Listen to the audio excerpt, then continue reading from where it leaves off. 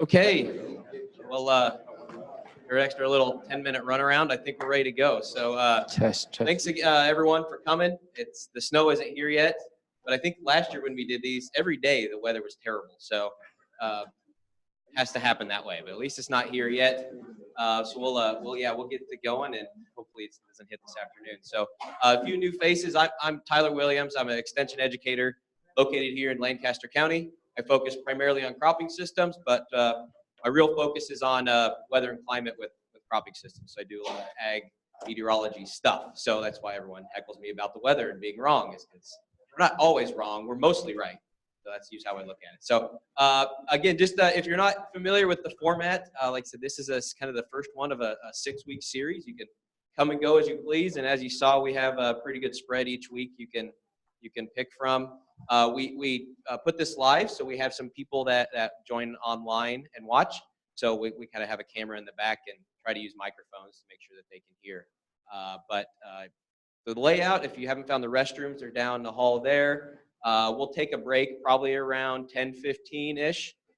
We'd like to have a little general discussion because we figure you all have lots of knowledge as well, and you can share and learn from each other a little bit. So we try to do that in the middle, and then we'll pick back up about 10:30 or so. Today's sponsor is the Nebraska Corn Board. So if you know any Corn Board members, you can thank them for sponsoring today. It helps get people here, gets the snacks and all that good stuff. So again, glad you could make it. Today we have a couple good speakers on energy and agriculture. There's a lot of ways that you can look at energy and agriculture because they're tied together very closely. But I'm lucky to have John Hay with us, and then we have Roger Berry with the Ethanol Board that will come up after break. So with that, I'll go ahead and kick it over to John. John works in UNL's Biological Systems Engineering department. He focuses a lot on renewable energy, biofuels, solar, wind. So we'll kind of hit on a number of different topics related to that. So with that, I'm going to turn it over to you. And I think that's all I have. You'll notice you have an agenda/evaluation. So as you go throughout the day, just pretty self-explanatory there, and we'll just collect those at the end. So nothing too pressing there. So with that, I'm going to officially give it over to you. Thanks, Tyler. I think my mic is working here, so good. I put this presentation together a couple days ago and really thinking about what was written that Tyler wrote and just to describe this, because that's obviously kind of what brought you in today. And so if you want to talk about something else with biofuels and make this all biofuels today, I really have this about wind and solar predominantly. I'm happy to speak extemporaneously about that, and we can just answer questions, and that's more important to get to what you guys want to know. But I think what I put together, I did try to think about this from a farmer perspective and a landowner perspective, particularly in the eastern Nebraska region, and kind of what's going on and what might go on in the future and some of that. Tyler's a weather and climate guy, and so he probably looks up what the weather and climate was this time last year. I just look at my solar array at my home this time last year, and on January 11th it snowed, and I had snow cover for 2 weeks. So it was cold and snowy for 2 weeks starting January 11th last year, because I had zero production for 2 weeks in the middle of January last year. So we'll see how this snowfall sticks and how much cold weather we have and how much I lose this year. So as Tyler said, my name's John Hay. I'm an agronomist by education, but I've been doing energy stuff for about 12 years now. So we've done a lot with biofuels and fuel kind of different issues. But then a lot of farmers started asking me, what about these wind leases? What about these solar leases? What about these solar panels at my house? So I've geared up to do that, and at this point I've installed about maybe 12 systems on homes and farms and businesses, including my own home, with an installer to try to get geared up to understand these systems. And I do a lot of economic analysis with individual systems. But today we're going to talk a little bit about bigger utility style systems. I'm going to talk just briefly about on-farm energy use, because I think there's some interesting take-home messages there. We have quite a bit of data that we've collected with farmers on that, and so I'm going to share just a little bit about that. Wind development and community impacts. I know Lancaster County basically has killed wind farms in Lancaster County, and that's their own prerogative. and that's fine, but we're going to talk about some studies where they looked at the impact of communities where they did develop wind farms, because like I said, we're going to talk about not only Lancaster County, but also the region where they are building some wind farms and are proposing some wind farms into the future. Solar development, there is some large solar development proposed in this county and in this state, and we're going to see some development likely in the next couple of years, and I'm confident of that for one reason, which is that OPPD called for 250 to 600 megawatts of solar development in an RFP, a request for proposals, about 2 weeks ago. And when they call for development, they're willing to pay for it, and likely they're going to take that low bidder and they're going to build some solar somewhere in the state. I'm fairly confident that that's going to happen. Whether this one east of Lincoln becomes part of that, I don't know. We'll find out.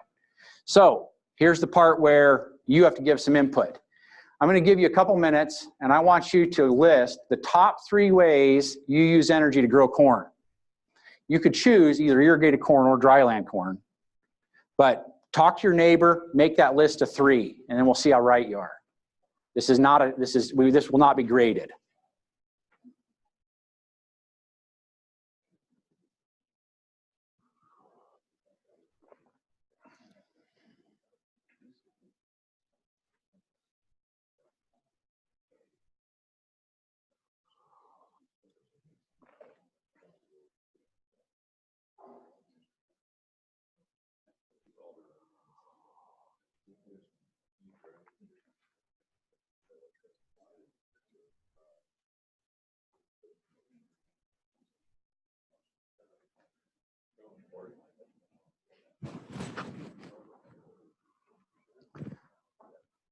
What's on your list?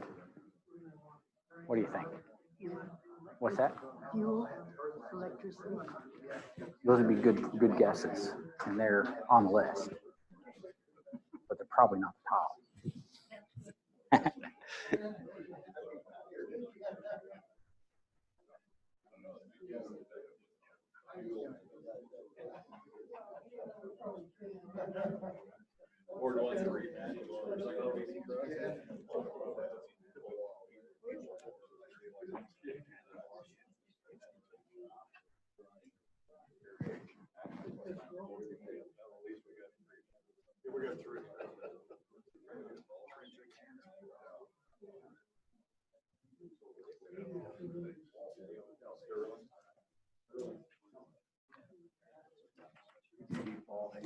I would be. Yeah, Larry. Larry, nice to meet you. I met you once before. Did I hear you correctly? I'm an old farmer with too many John Deere tractors.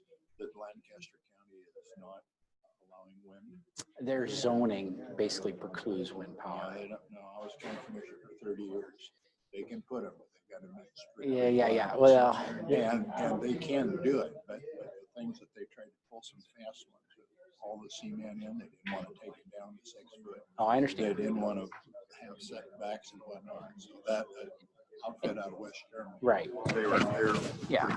And I agree with you. I was generalizing, and I was generalizing that I think that the rules are strict enough that it probably. if they use American generators, they can do it. They can get under the decibel limit. Yeah. They can set it there, a GE, but if they use Yeah. from Denmark. I'm not. I think the decibel limit's a problem, but that's a separate issue. But if they use a GE, no, they and can get there. I'm not talking about it being a problem from a sound standpoint. It's a problem from a how do we prove it standpoint, and what's the engineering design principle or the engineering. I think there's some issues with trying to prove that. Well, we did it a quarter of a mile away, and Ray Stevens, I went out there with meters from the health department, Well, and I was amazed that it's not a. what happened in one place though was that one person sued, and they did one test with one company and one test with another, and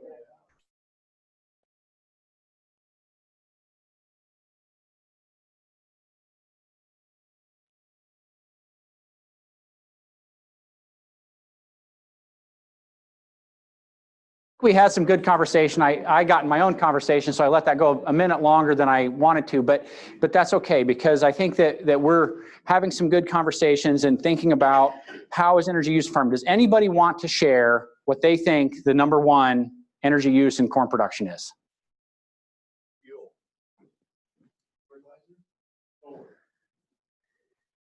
Solar, if we're looking at a big picture, I'll agree with that. If we're looking at the big picture, now I was thinking about fuel that is maybe used actively versus passively, or energy that's used actively versus passively, but I'll agree with you on passive if that's the correct answer.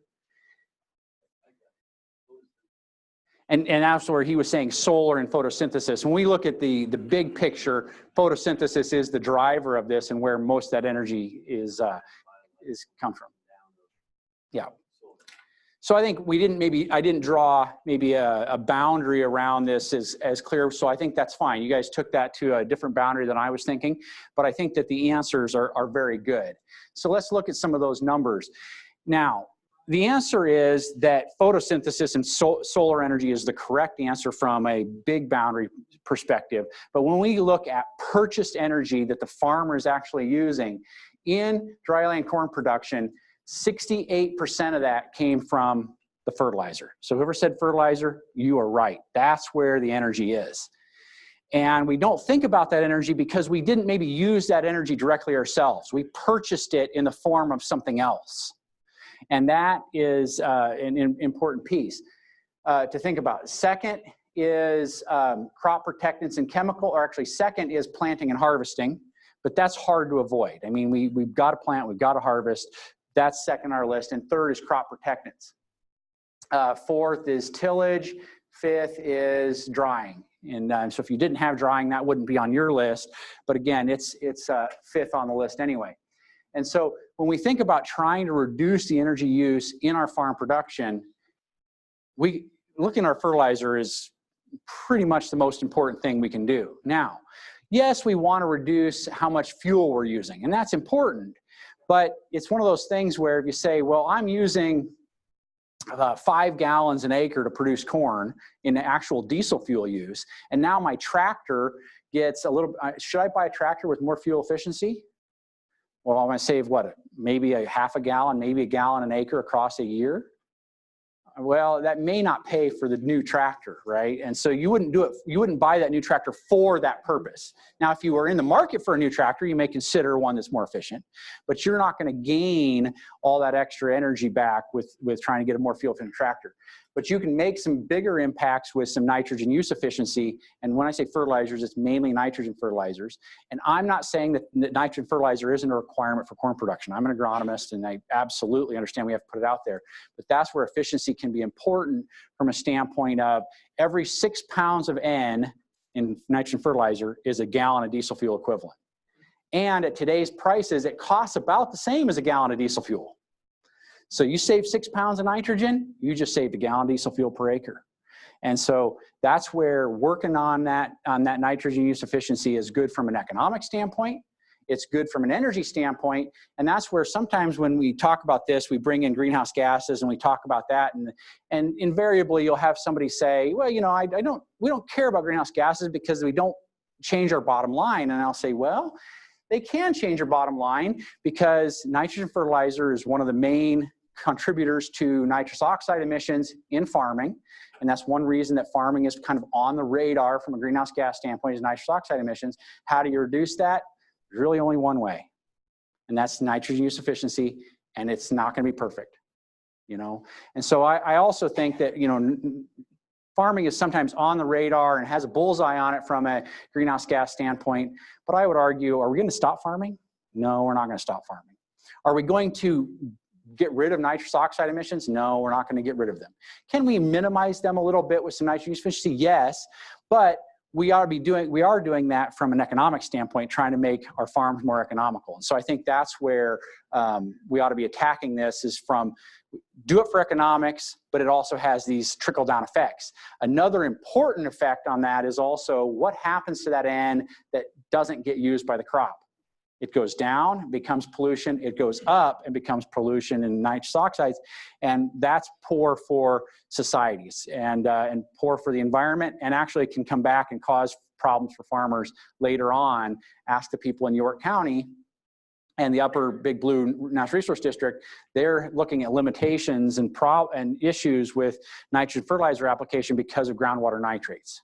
Is that their fault? No, I think that's kind of a greater failure of across time than more of a current failure, and a failure across multiple levels. I think that's a failure of extension in trying to help reduce nitrogen levels. It's a failure of NRCS. It's a failure of the NRD system, and farmers. So I think it's shared failure that those things that maybe couldn't have been avoided, but we'll see. So anyway, nitrogen is a big issue. We switch over to irrigated corn. I didn't hear irrigation, but this isn't real big irrigated country. But irrigation comes in when we throw that in. Irrigation comes in as second place to nitrogen fertilizer, and then third being the drying. So this data comes from 150 fields in mostly eastern Nebraska that we have collected data from. And so this represents only those 150 fields, which is a fairly diverse set of farmers, but tends to be farmers that are a little bit progressive and wanting to look into detail about their farming system. So they're the ones that shared this information with us. And I kind of parsed out some of this information from it. So this isn't 100% representative of all farms, but it's pretty good. And Nebraska Corn Board funded the work on that to gather some of that information. So that's kind of what I wanted to share with that. And so as you go back and think about next spring, you know, double down on thinking about that nitrogen and how maybe we can increase that nitrogen use efficiency, putting on a little bit less, try to maintain those yields, things like that. I wanted to share this. This is another thing we got from that data where we looked at what we called yardsticks, but in this case, of the over 200 total fields, 150 irrigated fields that we put into this database, actually 100, I can't remember the total number, but 0.8 pounds of nitrogen per bushel of corn was the average. So if you're in that range, you're doing okay. But we saw some fields that were in that 0.4 to 0.7 range. And so you can say there is room for improvement. And obviously when you're in that 0.4 to 0.7 range, you're taking account for and advantage of other nutrient sources that are out there. You're making sure that you're accounting for what's in the soil organic matter. You're accounting for what's in the irrigation water. You're accounting for manure and other things like that. So it's possible that this 0.4 maybe was a manure there was some manure on some of those very low number fields, but there are a number of fields out there that are getting much more, and this is where there's definitely room for improvement. And there could be a bad year where it rains a lot that you're in this poor area. So don't say, well, everything's bad because of that one event. It's trying to make your whole system move in one direction, trying to get to that better. Let's just do energy because we're talking about energy today. The average is 25 gallon diesel fuel equivalents per 100 bushels of corn. So if I have a 200 bushel corn crop, I spent 50 gallons of diesel fuel on that. Now remember, only about 5 gallons of that was actually diesel fuel. The rest of it is the nitrogen fertilizer, the grain drying, those other things, the energy in the pesticides that you used. And so there are people out there getting into the 16 to 19 gallon per 100 bushels of corn range. That's the top 25%. And then there's a number that are in the much higher. And so I think the goal in that case is to say, how do I get those high yields with these lower numbers? And there are people out there that are able to do that. And that's what we're trying to aspire to and work toward. And my dad's an agronomist, and some of you have met him. He's retired now, worked for the university for 40 years. But one of the things he told me a few weeks ago was he had went to a meeting, was looking at some of the best farmers from an economic standpoint, the ones that are doing the best in today's marketplace. And he says the difference between that best few and the ones that are average and below are just some fine details. There's not major differences between them. So people that are doing just average from an economic standpoint aren't doing a lot different from the ones that are doing better. It's those fine details. And so these are those little details that you try and chip away at over time to try to keep your operation going, keep it profitable. All right, let's move over to wind power a little bit, and we'll chat with that. Major drivers of wind. We wouldn't have wind in this state, or really in most of the United States, if there wasn't a tax credit. It is heavily subsidized, and that's the way it is. Now, that subsidy is currently on a stair step away. And I will tell you that there are, I think, areas in the United States where you could build a wind farm today without subsidy and make money. It's just not Nebraska. And it's not South Dakota, and it's not Kansas. But you can, there are some out there, places with a little higher electricity rates and a little bit, still with good wind. But that tax credit is a major driver. And if that tax credit is allowed to completely go away, which in a couple of years that could happen if things don't change in the political world, then we're going to find out how many wind farms will get built without subsidy. Because right now they're still being built with subsidy, but it's not very many years down the road that could change. And that, I think, will slow development. Renewable energy standards. There are states that require certain renewable energy standards, certain amount of renewable energy. That is not Nebraska, but there are utilities in this state that have goals. They're not any requirement, but they have goals to have cleaner energy. And both NPPD and OPPD have published goals. LES, I don't think I've seen a published goal, but they have quite a bit of renewables. They're taking advantage of those from a price standpoint right now, but they have goals, and so those are drivers. State subsidies, we do have subsidies in this state. They're not real major, but if you spend more than $20 million on a project, you can get some sales tax. Basically, let's say I hire an engineering firm from Nebraska, and I'm spending $20 million on a wind farm. I don't have to pay sales tax for my engineering services. So there are those types of incentives and out there. You could say we have a property tax incentive in this state, but it's not really clearly a property tax incentive. They're exempt from property tax, but that's replaced with a different tax. So I would say it's not necessarily an incentive, it's just a change in the way they're taxed. And then private citizens. There are people out there wanting and asking for more renewables, and that does change the way utilities buy electricity. The two here in Lincoln were basically put up because of public desire and public's willingness to put out funds to purchase those, and that was 20 years ago. Let's look at some of the individual impacts from a community with respect to a wind farm. And this is a study out of Michigan. Michigan, we don't think about as a big wind state, but around the area of the thumb, there's actually quite a lot of agriculture, and there's actually quite a lot number of wind turbines in that area. And so they did some surveys of the people in and around that, and they came out with some individual impacts. And these sometimes are what you expect and sometimes not. Some of the data we're going to find out. But what they found out was that turbines create noise pollution. Well, about half the people said that they do, and about half said they do create noise pollution, and half said that they don't. We're about 50%. So do they or don't they? Well, yes. The answer is Now, it is interesting to note that a majority of people that got paid said that they did not create noise pollution, and the people that did not get paid thought that they did. Well, that's not wholly surprising. I get a benefit. I'm not necessarily going to hear that as much. You know, a farmer doesn't necessarily maybe think about, you know, that their bin fan is annoying, but their neighbor might.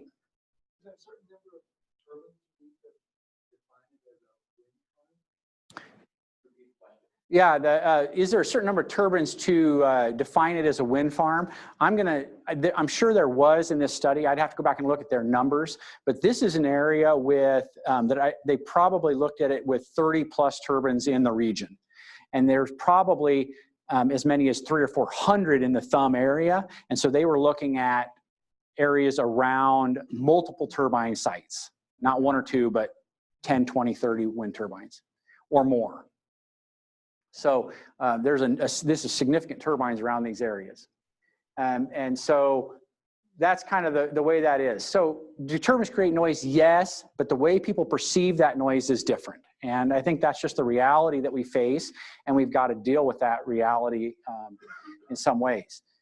These data aren't trying to convince you of one thing or another. They're just trying to understand what's going on. Turbines create visual aesthetic problems. Again, we're right at about where 50 people said that they did create visual aesthetic problems, and about 50 said they didn't. So, do we like the way they look? Yes and no. If you are paid, you think that you don't really think that they create problems. If you don't get paid, you do think they create problems. Well, now we're understanding, okay? You know, this is kind of the way things are. And so if you are not paid, it's about 50-50, and then overall it's about 50-50. And so the challenge I think we face in any location is that there are a number of people that don't want wind farms because they don't want to change the landscape, don't want the way they look. But not liking the way they look is not a good legal argument. I don't like my neighbor's pink house. Well, so what? You don't own your neighbor's property. And the zoning let them put that in. So you don't have a legal argument. Well, that changes my view. Well, do you own the view? You only own the view to the edge of your property. That's where you own the view, unless you want to pay for that view, which some people do. They'll pay their neighbor to not do something so they can keep a view. So the way things look aren't necessarily a good legal argument, and that's where a lot of people don't like it because of a view, but change their argument to something else because it's more effective. And I think that that's what we see sometimes in people that are disliking it. Okay, turbines cause human health problems. A majority do not think they cause human health problems. And honestly, the studies pretty much back that up and suggest that there's really not much evidence, if any evidence at all, that they create any human health problems. But again, you see a little bit of paid, unpaid difference, but overall, it's mostly they do not cause human health problems. People don't think they do, and the evidence doesn't really suggest that they do in any way. Before you go on to that, in Lancaster County, we pretty much felt that way too. So we had the Barclay Center from the University of Nebraska come in and show the studies that they've done on autism. You have an autistic child, they fixate on the windmill. And the national president of the Autism Society came and changed all 5 of our opinions once we heard that testimony. So there is a little something to do with this autism, and you probably need to check into that. Well, and that's some details that need to be brought in. And I think that the human health effects that they've looked at are more large-scale studies and aren't necessarily looking at some of those individual details, but those could be brought in. Again, I'm not trying to make an argument one side or the other on that, but that's an important consideration. Turbines decrease nearby property values. I think there's been some varied studies on this, but generally, again, it's about 50-50, and people that are paid tend to think they don't decrease those values. The people that are unpaid tend to think that they do decrease nearby property values.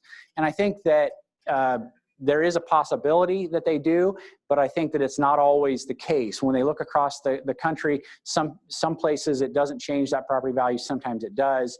And I think it also depends on the buyer and the personality of the area with respect to that. So it's a consideration, but one that may or may not be the case. Again, these are not facts. These are the views of the community when surveyed. This one is important to me. And I think this is the one that tells me something about why farmers are interested in looking at these types of things. And that is investments over 5 years from 2009 to 2013 for the farms. The farms that did not have a wind farm invested $187,000 into their farms. The farms that had turbines invested $449,000 in their farms. What do you mean by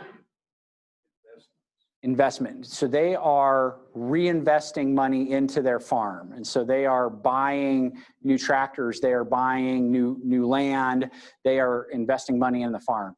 And so some of what's happening, as you can see probably, is that they're getting money from the wind farm that's stable income, and they are reinvesting that back into their farm, right? Because that's what farmers do in many ways.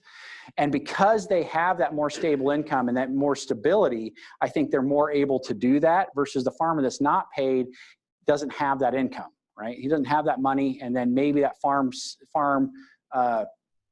situation, the price of commodities and stuff isn't enough that they're putting that money back in. And so I think that this is also kind of a testament to how these farmers are seeing the future. And they're saying, okay, well, I have an extra $100,000 a year guaranteed income. I'm seeing the future of my farm more positively than if I didn't have that $100,000 of guaranteed income, which might be about four turbines, 4 or 5 turbines. Now, remember that these farms are leasing their land. They don't own these turbines. They're leasing their land for these turbines, and they're getting a payment of maybe $15,000 per turbine per year. So that's their income. These turbines cost $6 to $8 million, $6 to $8 million each. So they're pretty significant investments for that company that's investing them, building them.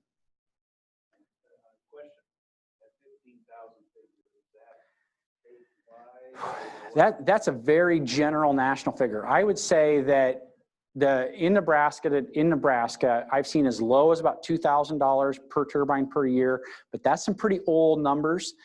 I would be very upset if a contract was that low today. So 7 to 10,000 is more normal per turbine per year today, and as high as 15. So that's kind of the range of contracts. And I definitely think that you definitely don't want to be on the low end of that range. Are you going to get to the high end of that range? I'm not necessarily sure, but you should negotiate for the middle of that range and at least some of that should be guaranteed. If that wind turbine breaks down, you still need to get paid because you're the landowner and you're still being limited on what you can do. You need to get paid every year. Now, so there's some contract details in there, and I'm not the attorney to help with the contract, but I can tell you that that contract is really important, and the details of it are very important. What's the length of the contract? Are they They typically they are limited to 40 years in the state of Nebraska by state law, and it's typically a 20 plus 20. It's a 20-year contract with a 20-year extension. And then there's sometimes a phase before the contract that they call option, which is the time that they're trying to develop the project. So and that can be up to 10 years. So total contract length could be 50 years at the very most by state law. There are some contracts out there trying to make that longer by doing some kind of funny doohickey stuff, but that's the limit of that contract. It's usually a 20 plus 20.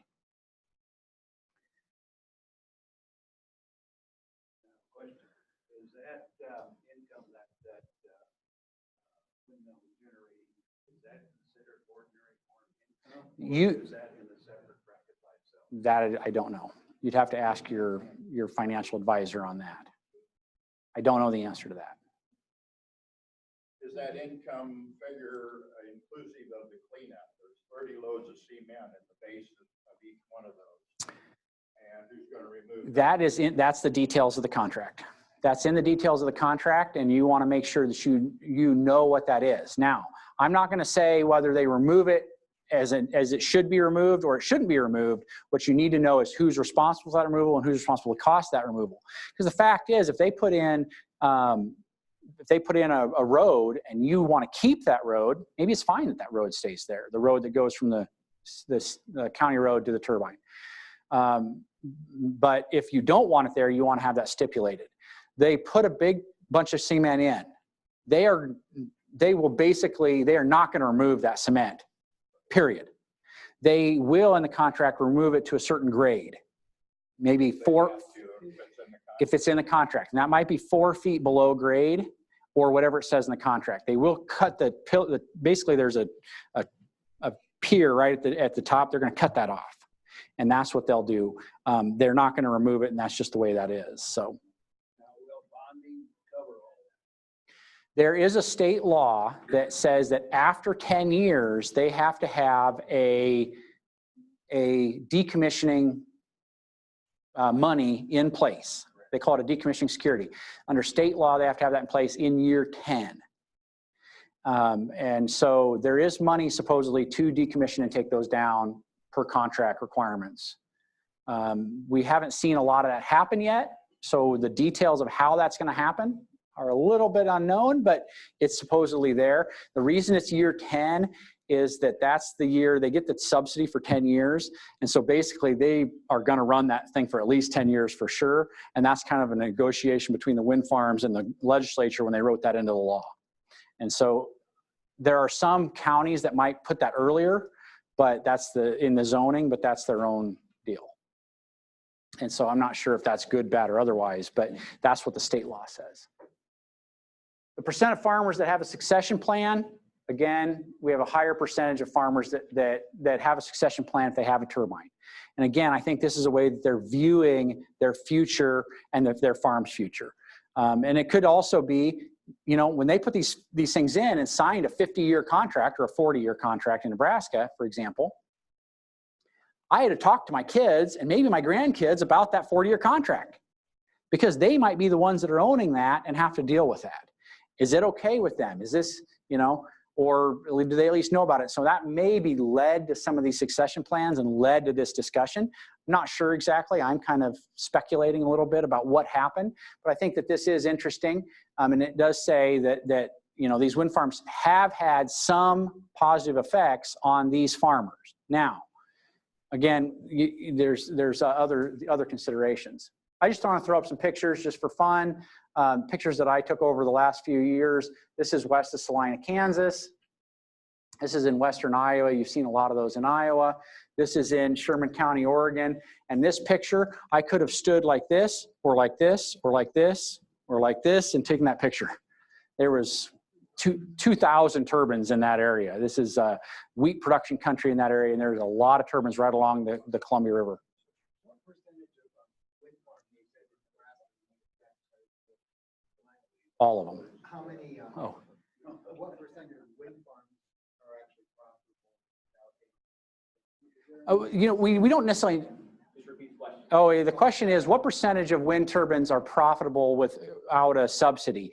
And the answer is, I'm not sure we know that because they all get the subsidy. Actually, not all get the subsidy. There's 2 wind farms in Nebraska that have not received a subsidy. The 2 north of Lincoln did not receive a subsidy because they're owned by LES, and LES is not a tax-paying entity. They cannot get a tax break subsidy, and the Ainsworth wind farm built by MPPD. Now, are they profitable? Well, the ones north of Lincoln have paid themselves off. They are making money, but it took them a hell of a long time to get there. These other ones are getting and making money much sooner. Would we have invested in those wind turbines knowing that it was a 15-year payback for these north of Lincoln? I'm estimating it's somewhere around that time frame.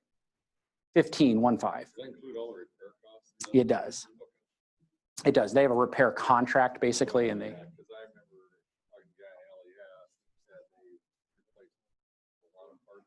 Yep, they have. The older stuff. They are. They replaced a lot of parts early, and that caused them some repair issues. So, you know, I think that they are profitable, but it's about when they're profitable and is that a good investment? And so right now with that subsidy, those companies have decided to make that investment. And obviously a private company that's a profit generating company is not going to build something that they're not going to make some money on. So now the decommissioning of old turbines is a pretty huge issue. How does that factor into whether you should do it or not? Well, remember, as the landowner, they have supposedly money after 10 years to remove it. And then there's the rules within the contract of exactly how they're going to remove it. And so that's up to you to decide. Now, one thing about wind turbines is that most of that wind turbine is recyclable. The tower is steel. The only thing that's really not recyclable is the blades, and they landfill the blades right now. It's a consideration. I actually looked at the solid waste from coal-fired power compared to the solid waste from wind, and the solid waste from coal-fired power is over 10 times what the solid waste from a wind turbine is, just because the blades. But because the blades are very big and we see them, we kind of perceive that as a lot of solid waste, and it is. But right now that they do have to landfill those. What's interesting to me is that the blades coming out of Iowa, they're landfilling in Nebraska, because that's one place that'll take them. So I'd say about 10 years. I don't know exactly, but it looks to me like that wind farms have had to replace their blades at least once in their 20-year plan life. Maybe more if there's problems, but at least once. And so that's kind of the way that is. So I would say decommissioning is a consideration, but maybe not the biggest one. I'm not necessarily worried about decommissioning, mainly because there is value in most of that turbine from a recycling standpoint, because steel has value, and there's a decommissioning security in place. But definitely, you know, as a landowner, there's that big pile of concrete, but it's going to act like a big rock that's in the ground, and it's going to be there forever. And that rock is about the size of this room. Is that going to cause problems on your farm that's 4 or 5 foot below the ground? I don't know. Is it worth the $10,000 per year for 20 years that you got? That's kind of the considerations that you have. I'm going to kind of skip forward a little bit because I'm running out of time. These are some of the laws that had to change to allow wind development in a public power state.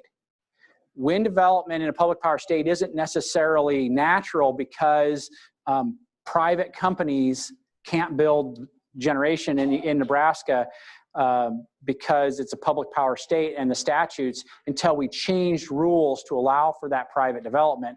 And these are the set of laws that changed over time, starting in 2007 on to 2014, that allowed for that development. We currently have just under 2,000 megawatts of wind in the state of Nebraska. That's quite a lot. But really, when we compare that, you know, here's 2 coal-fired power plants that are over 2,600. So they're still fairly small compared to our other generation in the state. But there's quite a few wind farms in the state at the moment. I kind of mapped them a little bit. This isn't to scale, but they're scattered across, with this area being the greatest proportion of wind farms. Interestingly, though, the states that have the most wind development in the United States, from a percentage of their electricity generation, are very conservative states. Kansas, Oklahoma, Iowa, South Dakota, North Dakota, Texas, have a lot of wind power. And some of that is they have access to the wind. The wind resource is very good. And with the subsidy, that has made wind power very cheap. And those utilities have taken advantage of that and invested in wind power in very, very conservative states with, remember, other policies that did not require. This really was just the subsidy that drove this and the price of electricity. And even Nebraska has a fairly high percent. I'd say Nebraska is lower for a couple of reasons, but one is a slower start because of we had to change those rules in public power. That's one reason we're a little bit lower. Another, I think, is pure proximity. Where we exist, where's the load? It's in Minneapolis, it's in Chicago, it's in Denver, and there's places with good wind closer to those places. So I think that's one of the reasons. We also had low-cost nuclear power, and as a result of wind, we closed Fort Calhoun. Yeah, there's a number of other issues with that as well, but we had low cost electricity in general is one of it, but so did South Dakota and so did North Dakota. North Dakota's lower electricity than us and they have more wind than us, but so it's only part of the deal. I want to get to solar, and so we're going to skip some of this. Here's that big thing. Here's where they're going to cut it off somewhere in there.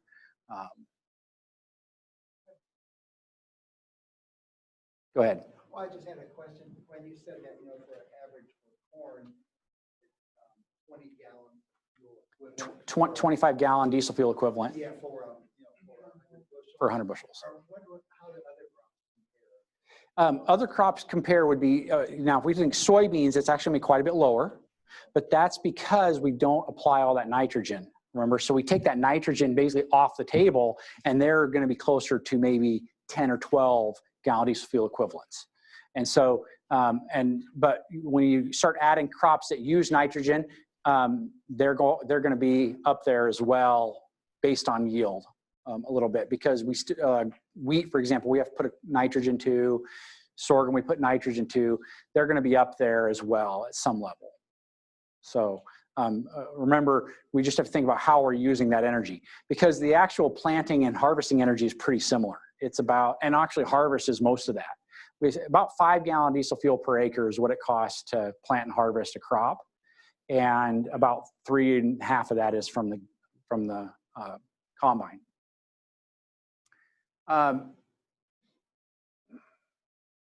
So let's talk about solar for a little bit. And there's a couple types of solar that I want to touch on, but I don't want to get into detail with.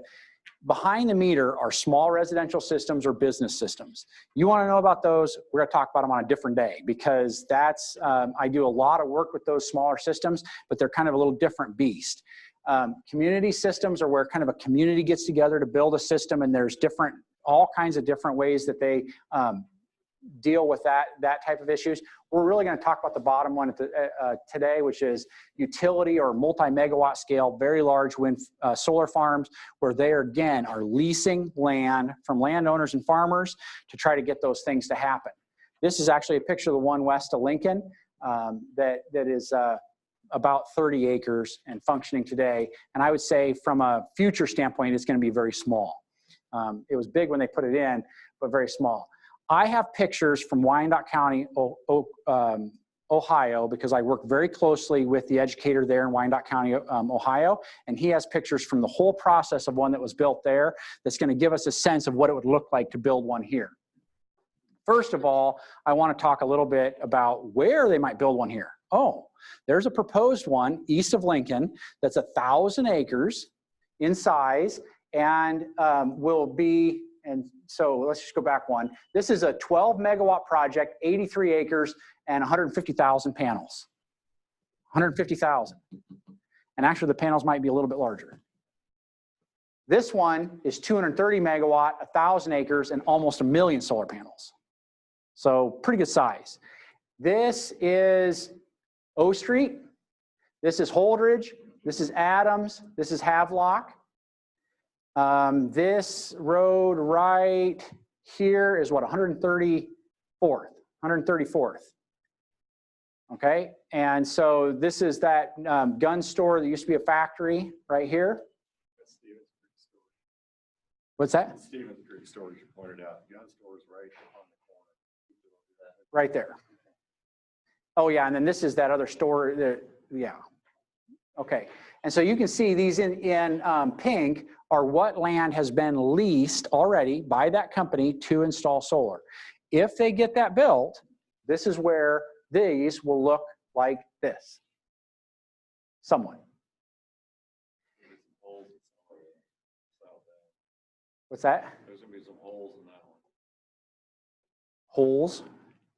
They have the shooting range. Oh yeah, the shooting range right here is in this direction. Yeah, if that shooting range would be liable if they lost some bullets. So yeah, that would be interesting. I believe it. I believe it. They don't have a real strong. I know of 3 neighbors that have strays. Yeah, they're going to need. They don't have as good a setup as some other ranges. So anyway, that's a very, very serious one, and they have all their ducks in a row for that to happen.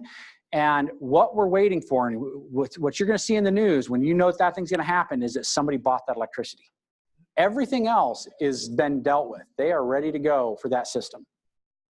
Between the wind and solar, which has the least economic or least environmental impact for what they're getting out of it? The question is, which between wind and solar has the least environmental impacts? And that's an interesting question and a tough question because it depends on how we value economic or environmental impacts.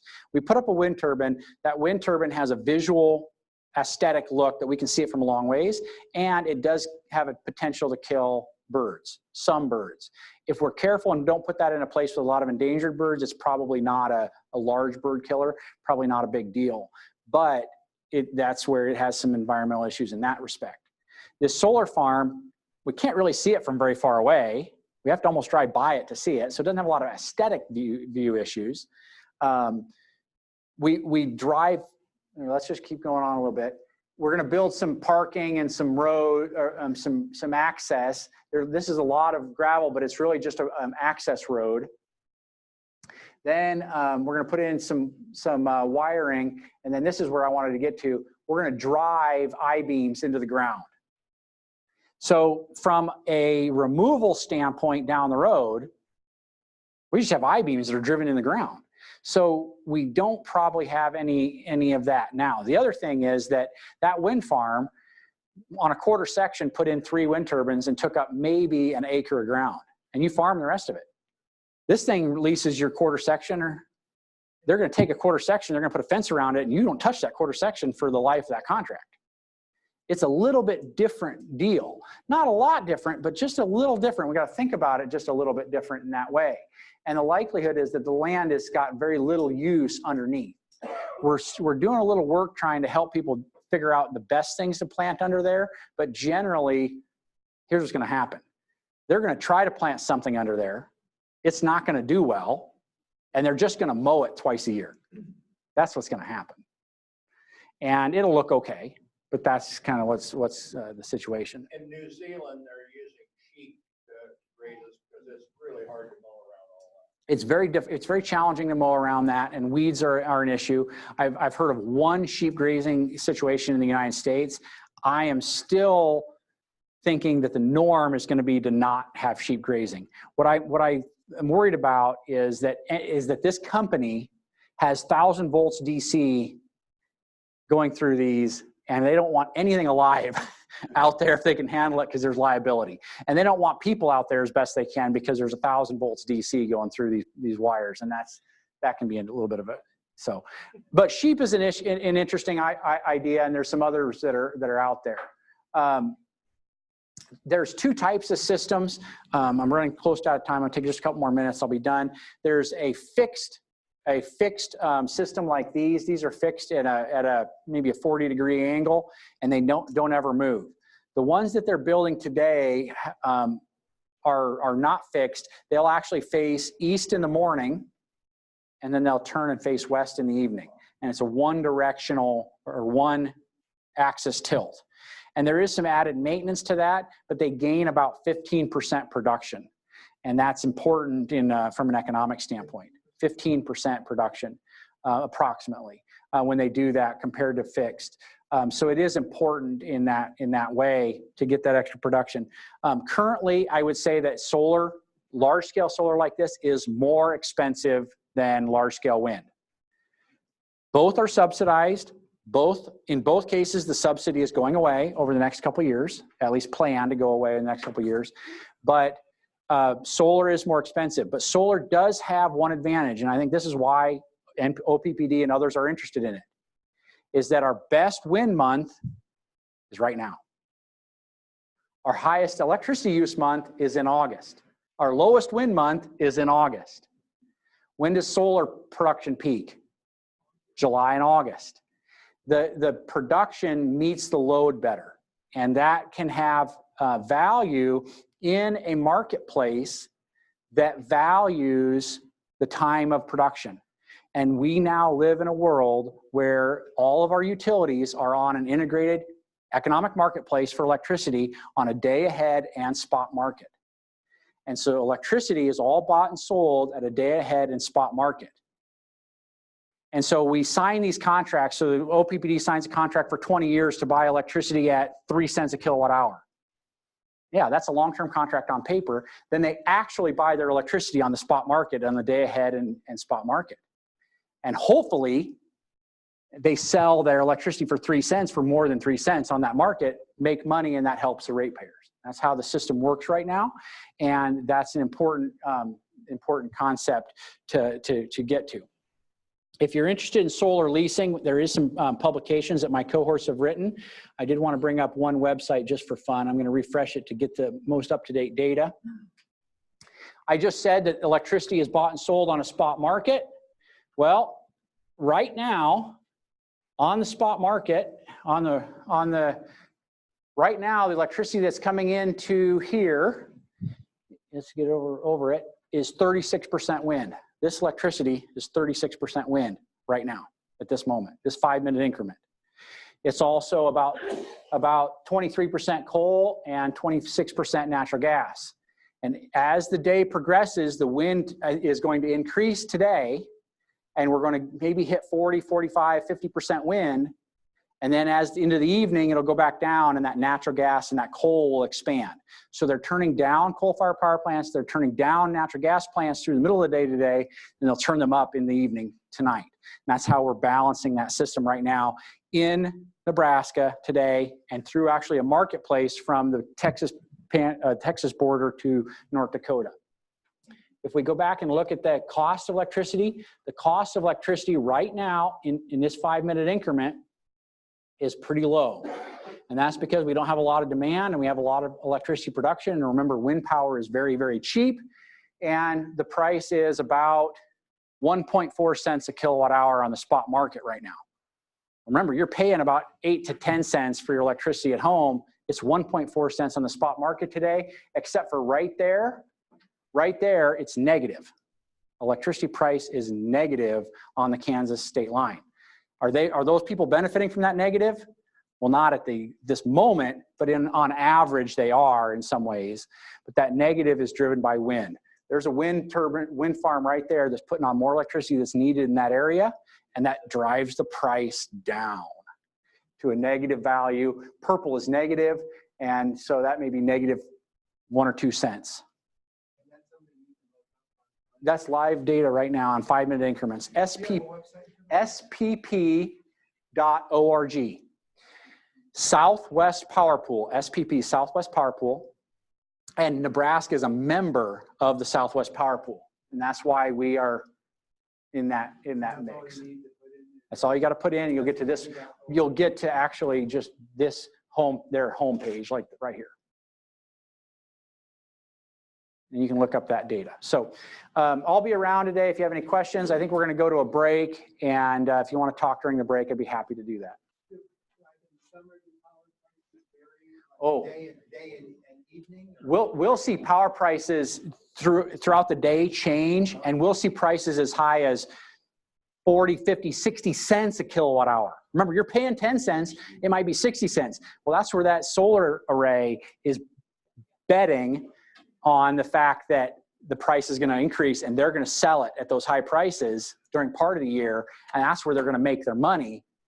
And then other parts of the year, like right now, they won't make any money because they're selling it for 4 cents. They're making it for 4 cents and they're selling it for 1.4.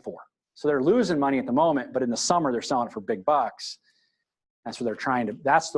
This process of trying to figure this whole thing out, and that's where those companies that are building those solar arrays are betting on that they can make money. Minute by minute. The spot market is a 5-minute spot market. What's very interesting actually is that there's a wind farm being built right now in Saline County. I don't know if you've heard about this.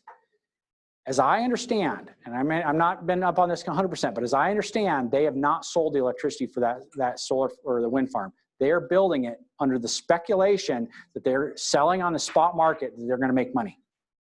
And they're only going to sell that electricity to the spot market. That's very risky. I only know of one other wind farm in the United States of America that's doing that, and that's in White County, Indiana, where the electricity prices are about half more than they are here. So very interesting. See how that works. Very risky in some ways, but so if you have any questions, I'll be around, and good questions, and we'll go to break. Yeah, we have just a few minutes. If anyone has, we always like to have a little time for discussion. Oh yeah, we have plenty of time. And we've got plenty of time for that. So I think if anyone, and I was thinking kind of questions maybe to discuss, and maybe have some questions to ask John or even Roger there. You might have stepped out, but kind of over the topics today, you might have, maybe you have a couple wind turbines on your place or solar panels maybe you could share. But yeah, and I'll repeat the question. Or I can repeat. I'll just hand it to you. There you go. I guess I'd like to know if you have any truthful knowledge that our publicly owned energy uses, if that's Nebraska, and if we privatize it to where companies can come in and run it, is it true that other states that have the privatized energy, their bills that they're paying out as consumers are a lot higher than what the publicly owned Nebraska bills are? Okay. That should be a ramification of Yeah. right? Yeah, I have a little bit of data on that and a little bit of knowledge, and but that's a very challenging question. But let's do just a minute, 30 seconds of history. Nebraska became a 100% public power state. There's public power in almost every state in the union, probably every state in the union. But we're the only one that every utility is publicly owned. And we put that in the 1930s. This is a very, very liberal thing to do. And we did this in the 1930s for some important reasons. One is, what utility is going to go out and service the farmers of the Sandhills, because they're not going to make any damn money. But if we all share that cost to try to get electricity across that region, we can minimize it for everybody. Okay, so that was part of that reasoning, is to try to electrify the whole state of Nebraska, even the very, very rural. So we've made a public power mandate. The other thing is that when you're a utility and I'm a utility, we're not in competition.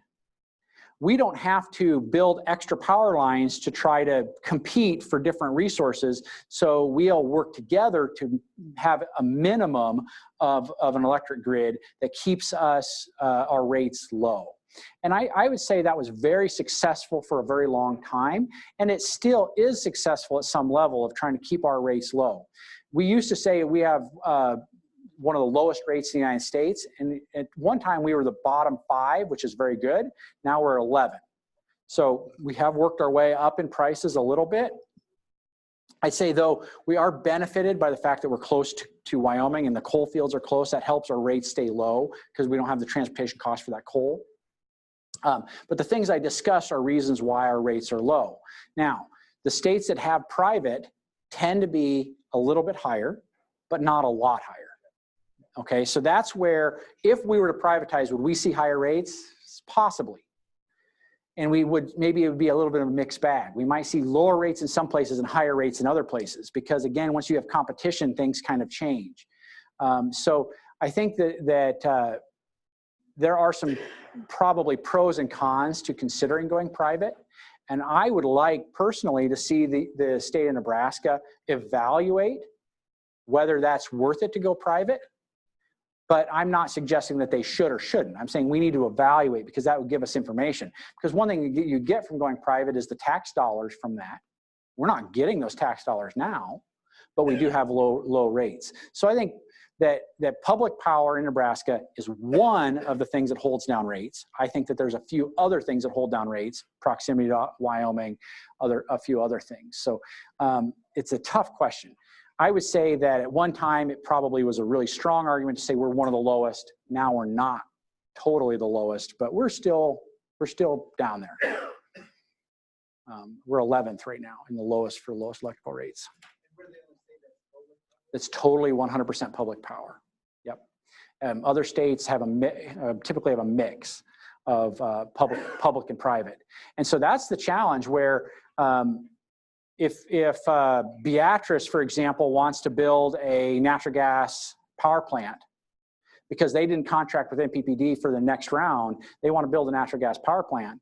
Can they put that natural gas power plant in? Well, yes, they can, because they're a public entity, and the utility can. But well, what if it's cheaper to contract with somebody from Iowa to build and run that natural gas power plant? Well, then one of the other utilities could eminent domain that natural gas plant and say, no, that has to be publicly owned. So then that might force Beatrice to put a power plant in Kansas. Because remember, power is in this region now. We can buy it and sell it from anywhere in the region. We don't have to buy it from within our borders. And so there's some interesting things going on that we have to deal with respect to public power. And wind was a good example. I asked a very prominent politician 8 years ago, what law changes do we need to make? It was actually 11 years ago. What law changes do we need to make to allow for large-scale wind development? He says, we don't have to make any changes. I just showed you 6 laws that changed to allow for large-scale wind development. Things needed to change. And so I think he was not clear on what those were. I guess the question I'd have is nuclear power versus wind energy.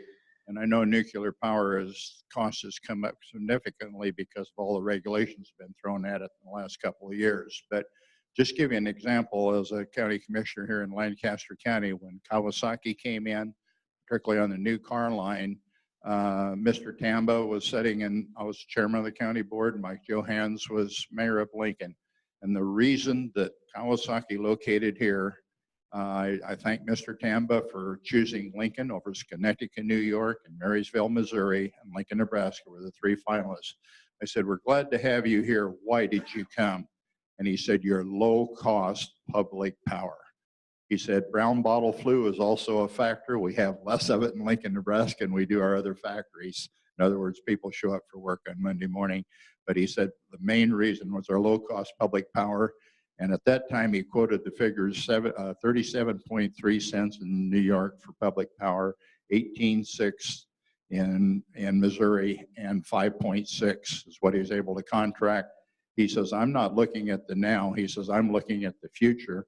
He said, I've got 500 welders that are going to operate for the next 50 years. He said, your low-cost public power that's guaranteed is, and your nuclear power is what he specifically said. Of course, Japan is pretty much all nuclear power. So again, the true cost of wind energy, I think solar's got a lot more going for it publicly here in this county, probably than the windmills do, because we're pretty heavily populated. But again, can you give us some realistic figures?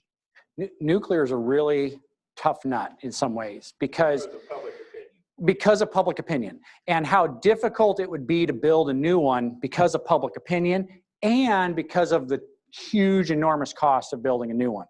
But let's look at nuclear from a little bit of a big picture and try to hold back some of our emotions for a moment.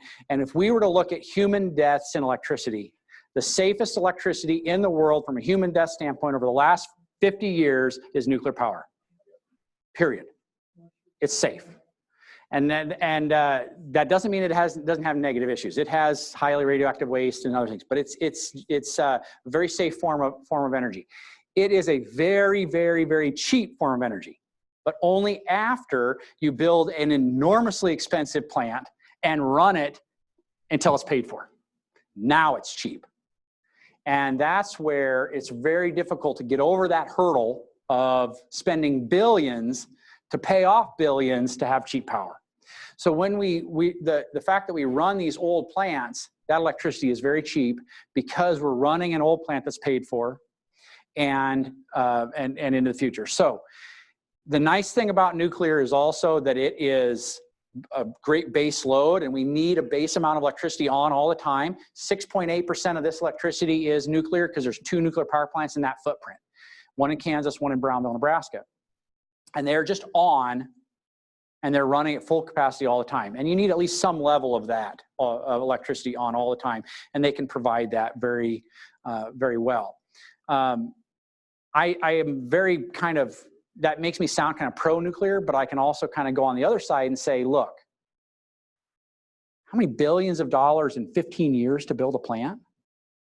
That's just, you know, really a tough deal for a group to take on. And so I think if there's any excitement I have about nuclear, it's about small, new nuclear reactors that really are a number of years down the road from being reality, but the technology is there to do it, where we say, well, we are going to put on 5 small reactors in this area, and the positive about those reactors is we can turn them on and off to develop the load, to deal with the load, and I could pull the plug and walk away, and that thing would passively cool, and I do not have the risk of having that active cooling like we have at the current nuclear reactors. You unplug and walk away, and they'll never, almost zero risk of meltdown because of their passive cooling technology. So that's exciting about the small nuclear reactors. Bill Gates is very big on small nuclear reactors and funding a lot of research and development on those. And across the world, we're seeing a lot. There's a lot of nuclear excitement in the world, in Saudi Arabia and in Asia. Part of that, Saudi Arabia is looking to the future and saying oil is not going to be the long-term future of Saudi Arabia, we got to have some other things. And also, nuclear works well with desalination, and they're a very desert country, so very good for them. They're really interested in it. What's the minimum maximum What's the minimum maximum dissipation rate in the grid system? I don't know. That's a good question. I know the people that ask that question, but I don't know that answer. And you say dissipation rate, I mean, how fast can we react to changes?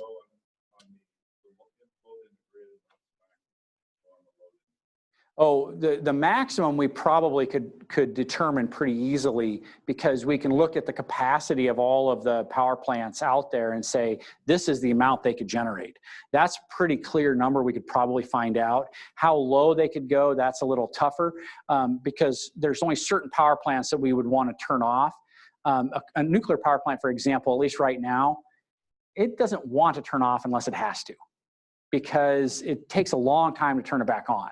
Same way with a coal-fired power plant. There's actually, this is the conundrum with wind a little bit, is that coal-fired power plants, when the electricity prices are negative, some of those coal-fired power plants should turn off. They're losing money.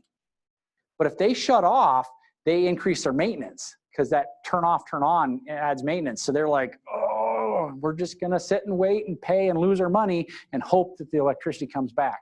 So there's a lot of kind of interesting conundrums that are happening with wind and solar, though I think there is a maximum amount of wind that can be on this grid, but we don't quite know what it is. But the maximum amount is not a set number.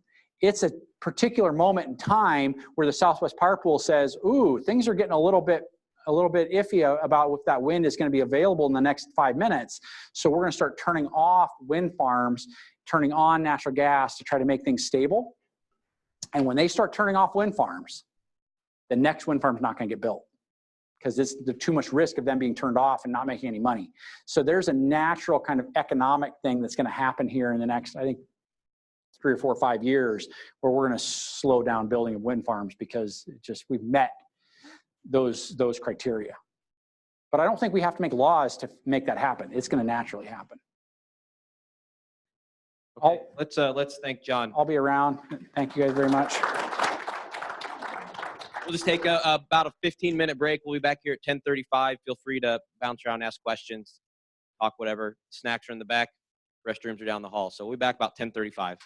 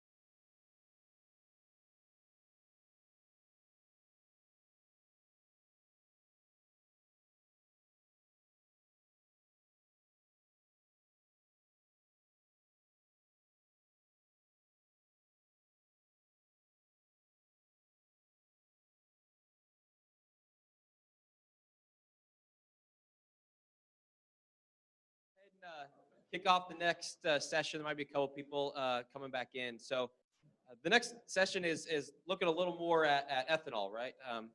You likely all drove in here today and probably have some ethanol in your fuel. And so thought it would be interesting to hear about how kind of what's going on in Nebraska and the ethanol industry, and likely some E15 discussion and maybe how that's playing out.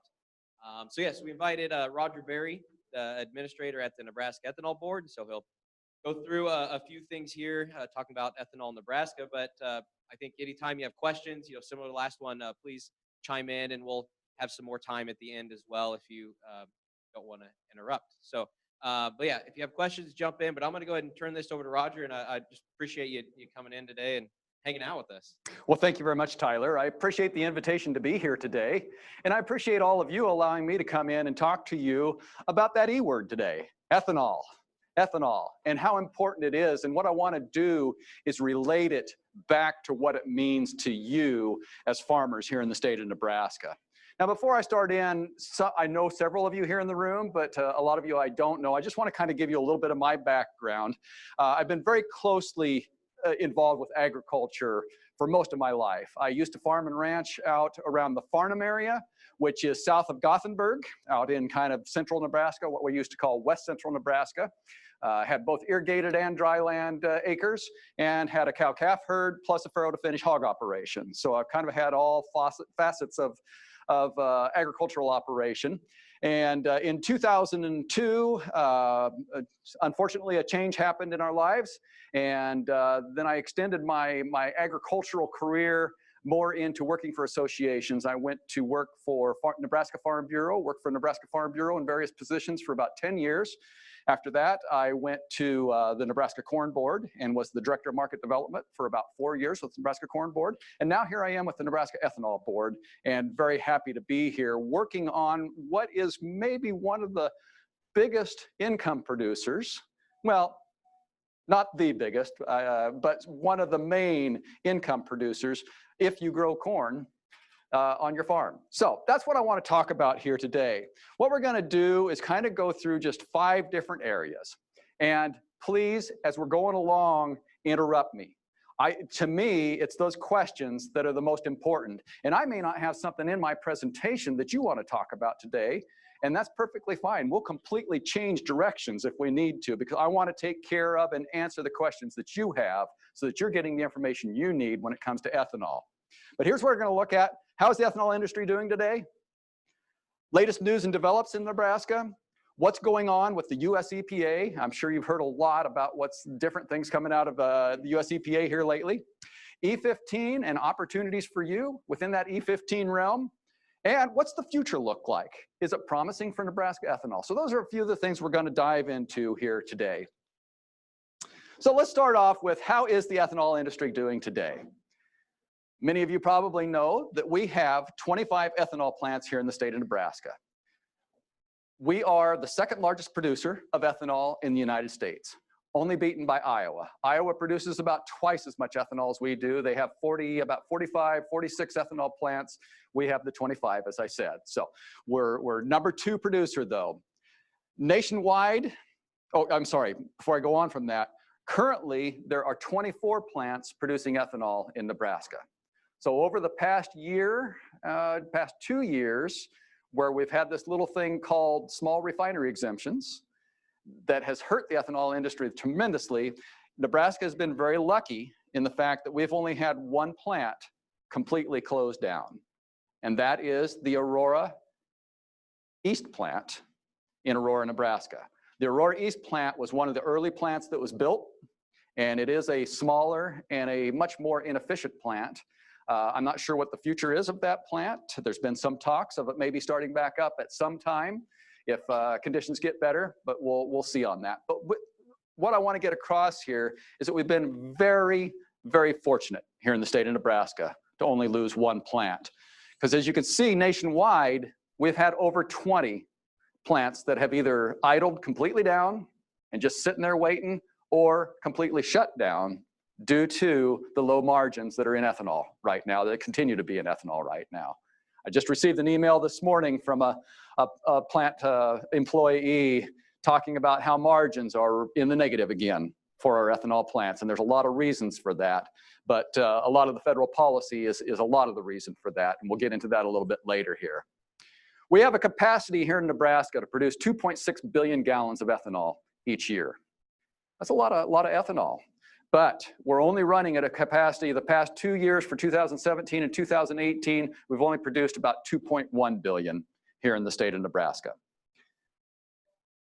The thing I like to point out when I'm talking about how much ethanol we produce here in the state of Nebraska is the fact that our usage here in the state of Nebraska is one of the lowest of the states in the United States. We don't even use 10%. We don't even use a total of a 10% blend here in Nebraska. And quite frankly, I'd like to see that change. And there's ways that we can do that, and we'll discuss that. And E15s is one of those. Oh, that's getting some hands coming up. Yes, sir. Oh, I just had a question on the 7 bushels. What percentage is that of the total production?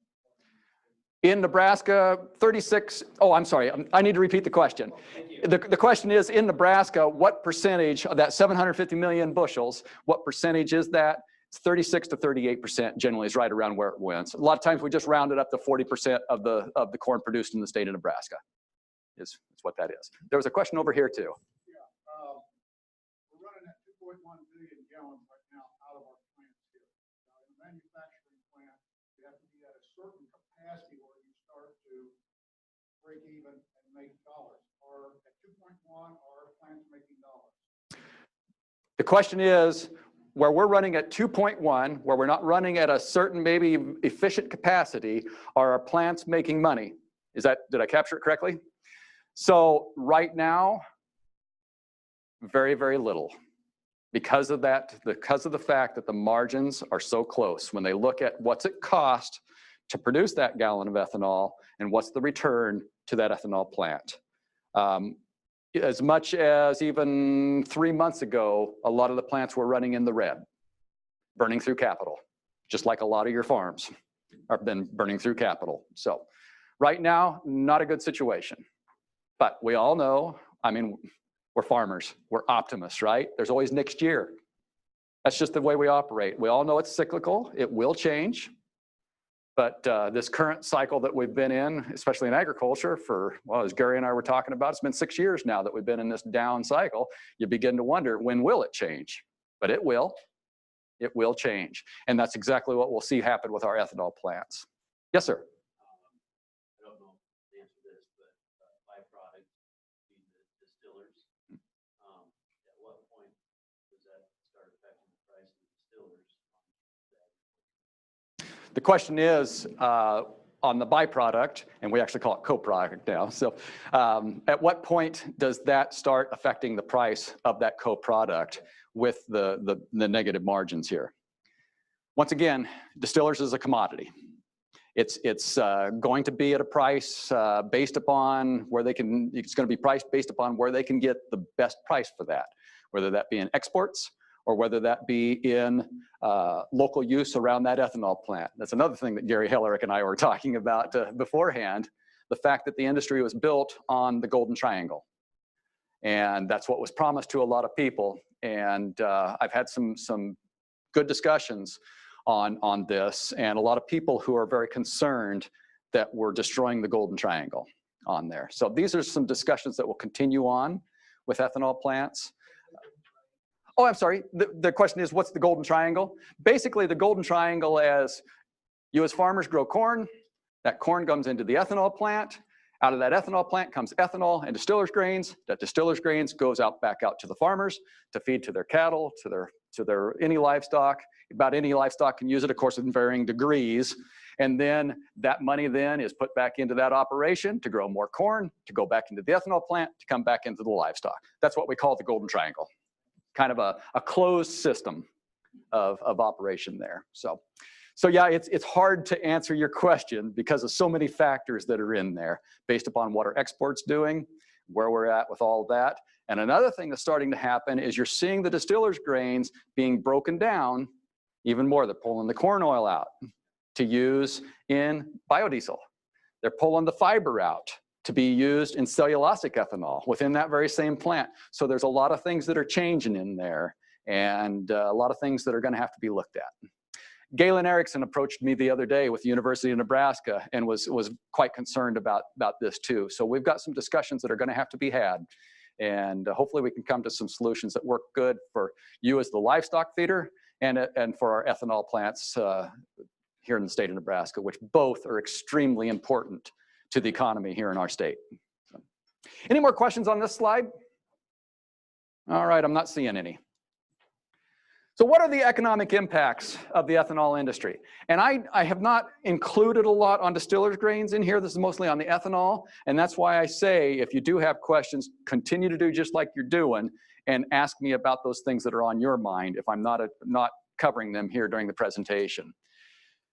Early on, the Nebraska Ethanol Board funded a study that covered the years, I can't remember what years it was from, but it went up to 2015 on what was the economic impacts of the ethanol industry in the state of Nebraska. Last year, we decided that we needed to update that study, so we had the university once again do a study from the years 2015 to 2017 and what those impacts are.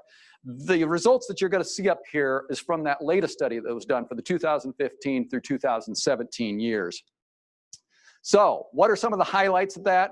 Ethanol production, 2.076 billion gallons during that time per year. So we rounded up to the 2.1 billion is what we do. The value of that ethanol production, 2.872 billion.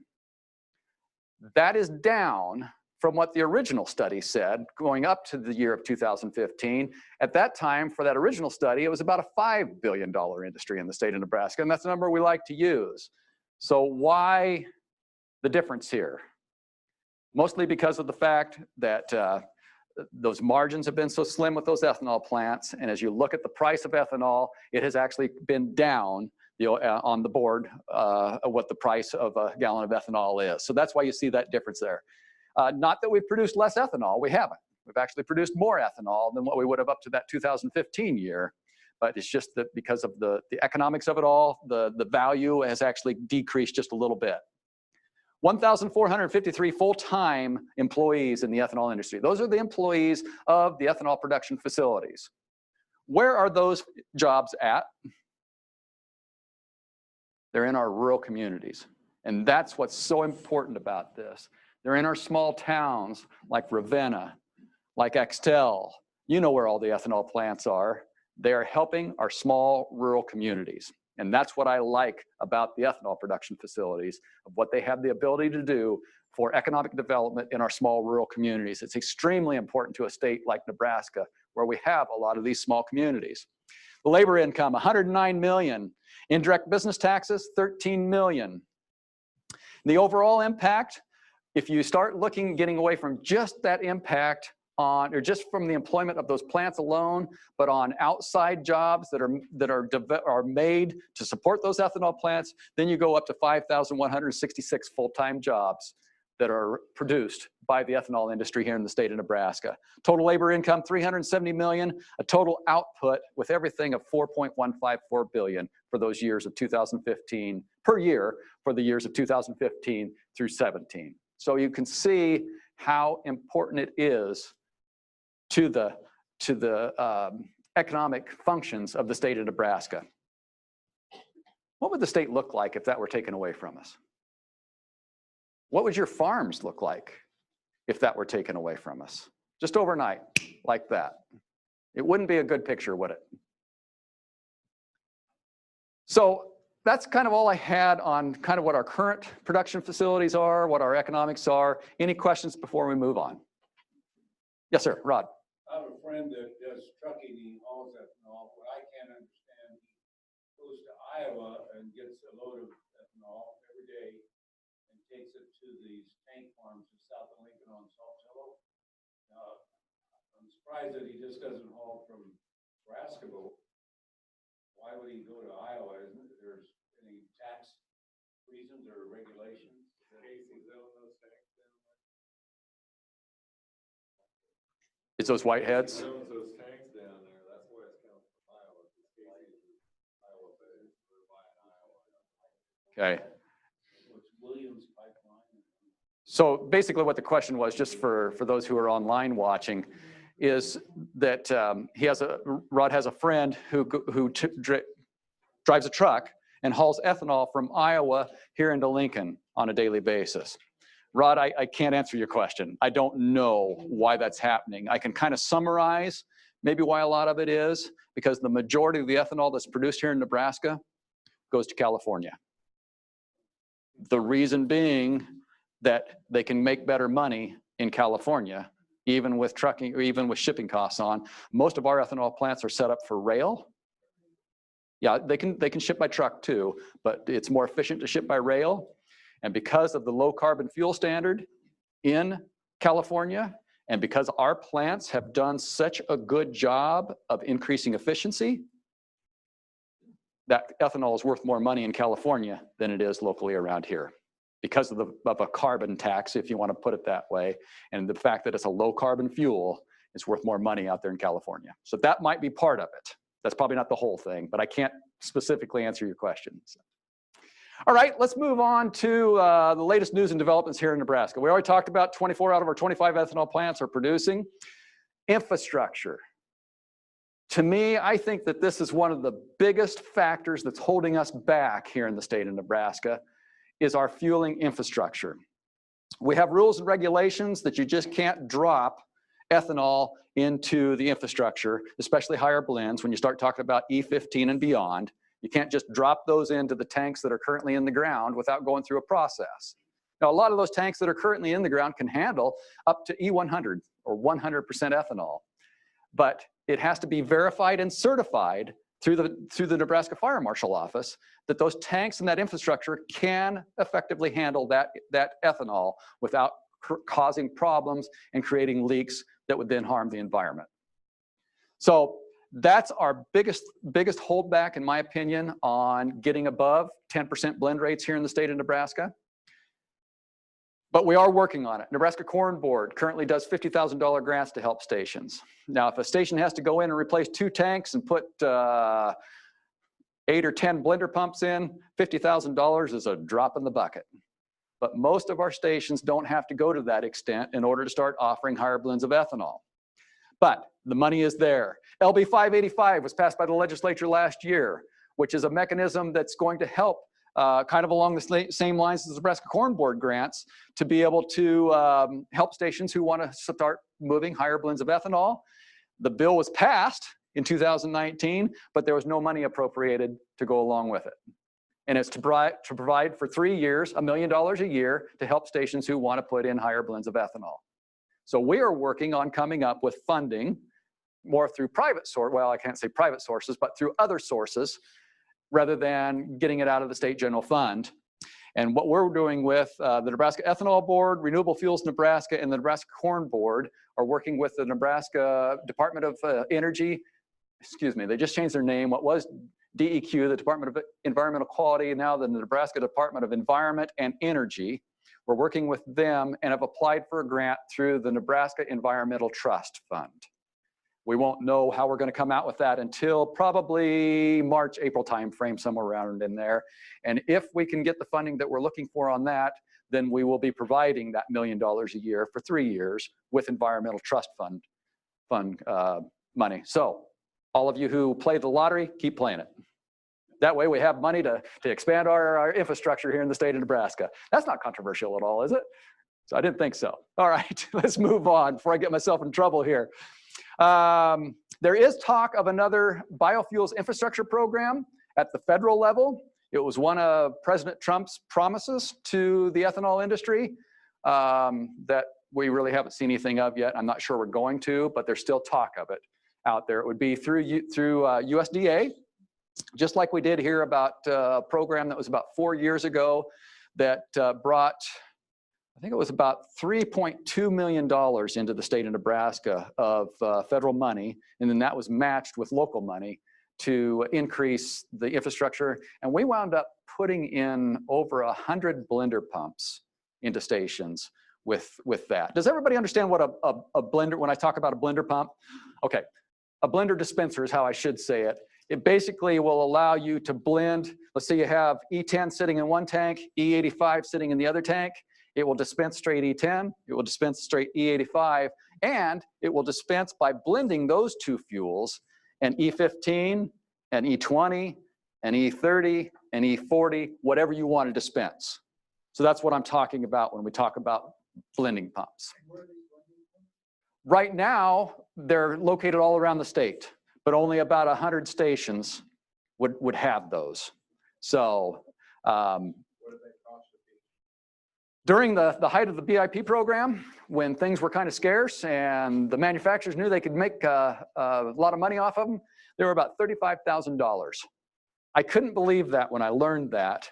You pull into a fueling station and you pull up to that dispenser, and if it's a blender dispenser, that costs more than most of the cars we drive.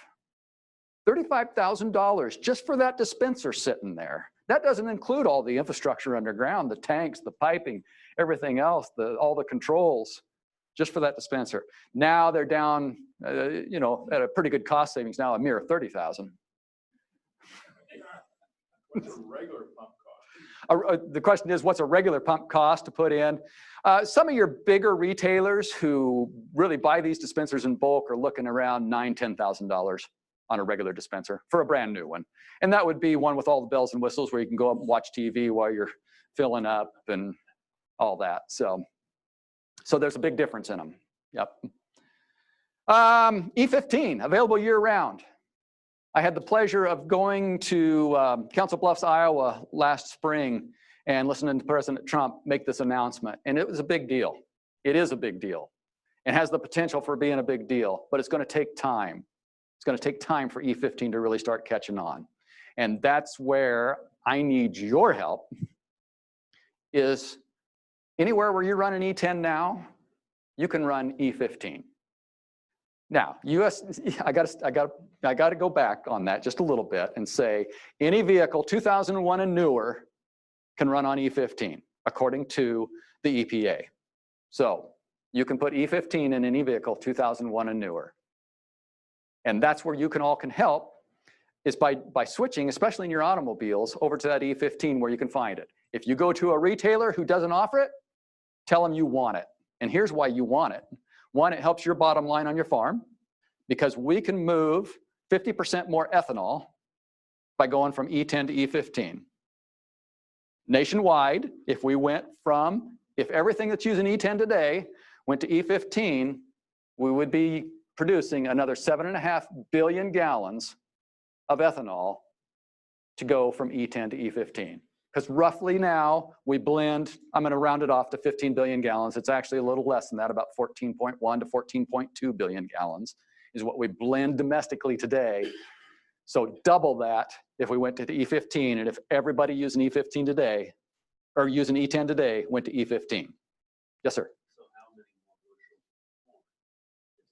I'm going to get to that here a little bit later. I'll have a slide that talks about that, but you'll be surprised how many bushels of corn that is. Just so you can kind of roughly figure it in your head, for every gallon of ethanol that's produced, or excuse me, for every bushel of corn that goes into an ethanol plant, about 2.8 to 2.9 gallons of ethanol is produced. So that kind of helps you. If you take that to 3, it kind of helps you roughly estimate that.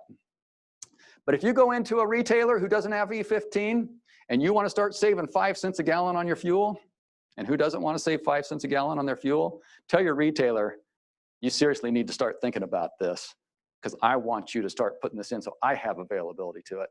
That's how we're going to help our infrastructure, and that's how we're going to start moving ahead infrastructure-wise here in the state of Nebraska and across the nation. Yes, sir.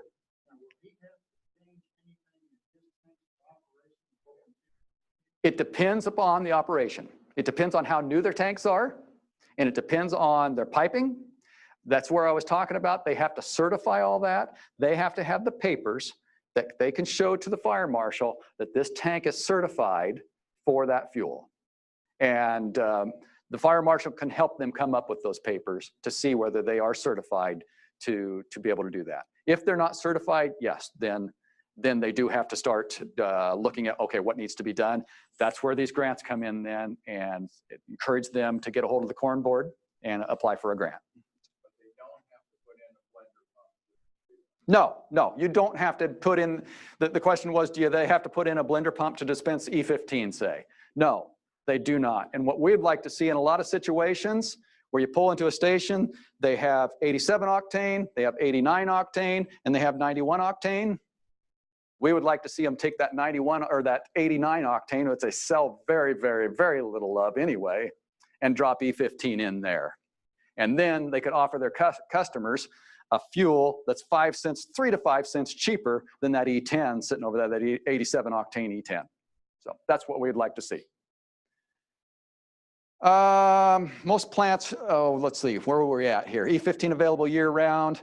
I said over 100. We have about 125 retail stations now offering higher blends of ethanol, that being greater than E10. Ethanol production facilities continue to become more efficient. That's a big thing here in the state because of things like the low carbon fuel standard in California.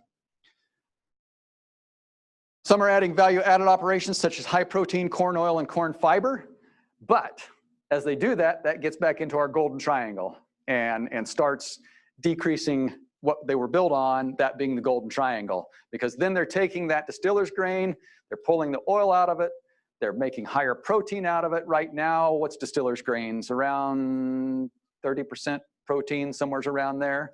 If it's just your average protein. Now they're starting to produce a distiller's grain or a product that is upwards of 50% protein. And a lot of that's going to aquaculture. So, because the fish are needing that higher protein. So that's some of the things that we're seeing, latest developments here in the state of Nebraska. Before I move on, any questions on that? Yes, sir. Question is, what's the difference in the mileage going from E10 to E15? We don't see much at all, if any, and in some situations, better. Let me explain why we see that. We all know that going from a straight product, straight gasoline to E10, we see a slight reduction in that miles per gallon in there. But we also know that by paying 30 cents a gallon more for gasoline that doesn't have any ethanol in it, that we're money ahead to stay with the E10, even though we get a little bit less miles per gallon. I always tell people, quit looking at miles per gallon, start thinking in cost per mile. That's how we need to think of it. What we are seeing now, going from E10 to E15, is, as I said, if you do see a decrease, it's a very, very slight decrease, probably wouldn't even be 1 mile per gallon. And in a lot of engines in today's newer cars, we are seeing an increase in miles per gallon. The reason for that is because of the octane. E15 is a higher octane, it's 88 octane versus the 87 octane of E10. Today's engines are being developed where they have higher compression ratios to them. The automobile manufacturers, the higher they bring up those compression ratios, the better the efficiency on that engine, and they have electronics that can control that knocking sound. Remember how in our older engines, if you put too low of octane in, that thing would start knocking, or if it didn't have the lead in it, which was octane, it would start knocking. Our engines today have controls that can control that knocking and advance that timing to where it can handle those fuels. But because they're bringing those compressions up, it needs that higher octane. When it gets that higher octane, it actually does better. So it depends on the engine. A lot of flex fuel vehicles, you won't see that in. You're trying to trade too much with a flex fuel vehicle, but in a regular car, regular engine, you can actually see an increase in there. And I shouldn't say you won't see it in a flex fuel vehicle either, because you may, but a lot of times we're running E85 in a flex fuel vehicle, and then you do see a decrease in your miles per gallon. But once again, think in terms of cost per mile rather than miles per gallon. So to answer your question, it depends upon the vehicle, how new it is, what kind of engine's in it, what's the compression ratio of that engine, how well it can utilize that additional octane in there. So does that answer your question? Okay, great.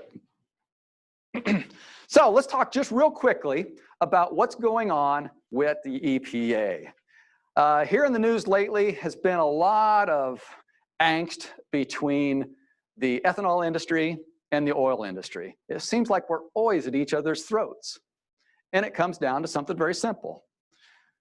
Money, that's the simple thing of it.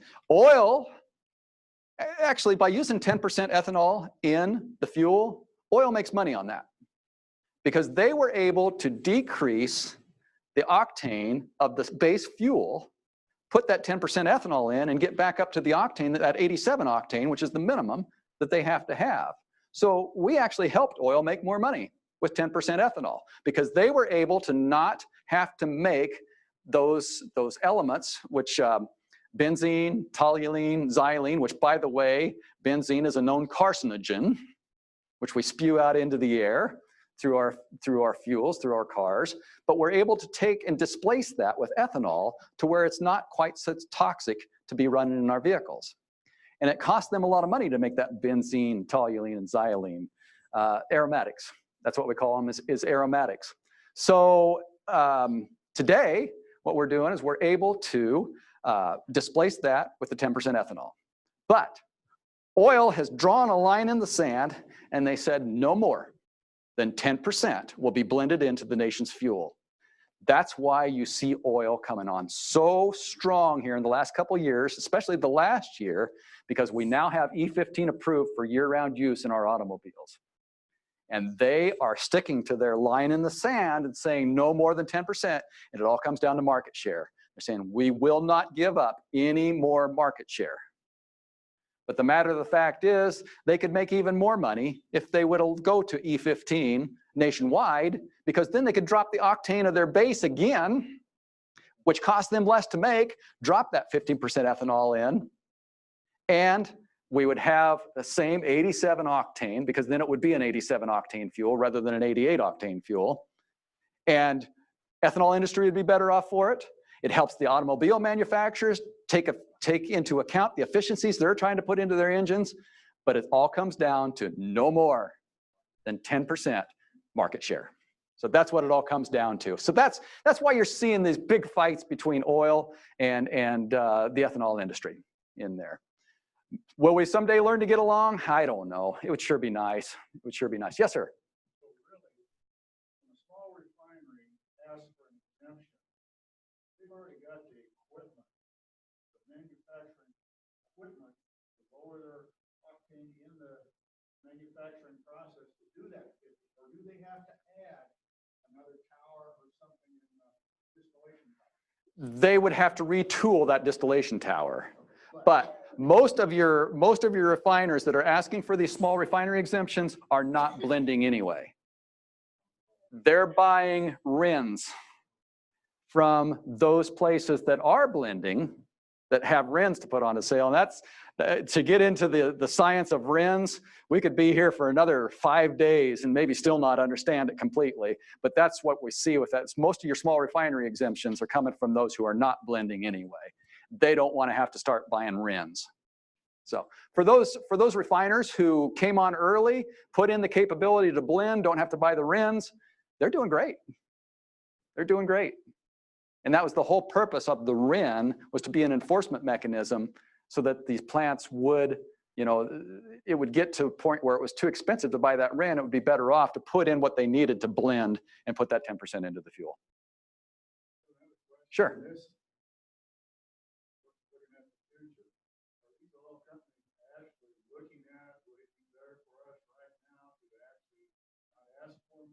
More exemption, go with 15, because as EV cars come in the future, in the next 5 years, consumption is going to go down. Most people are going to have to make more money, and they might be able to make that money now by going to 15. Right. And kind of, if I can summarize for those watching online, you're kind of asking, would it be better for the oil companies to just go ahead and go to that 15% because of the fact of EVs coming in and because of the projections of fuel usage going down due to more efficient, even internal combustion engines? And being with the ethanol industry, yes, I think so. And I've sat down with several oil representatives and I said to them, I says, why can't we work together? If you would work with us, we can extend the life of your businesses. And I actually asked an oil guy one day, I says, if I asked you, or if I said to you that you sell a finite product, would you agree with me? And he looked at me, he says, what's finite? They think they will never run out, and they may never. I mean, look at what they've been able to do here in the last 10 years with their technologies of what they're doing. So they may never.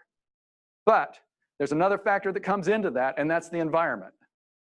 And that is getting, that train, if it hasn't left the station already, it's getting real close to being loaded up and ready to go. I was just up in Minneapolis last week at a meeting talking about a Midwest low carbon fuel standard, basically, which would be like California's, only better than California's. We wouldn't have to put up with some of the stuff that California puts up with. And that train is leaving the station.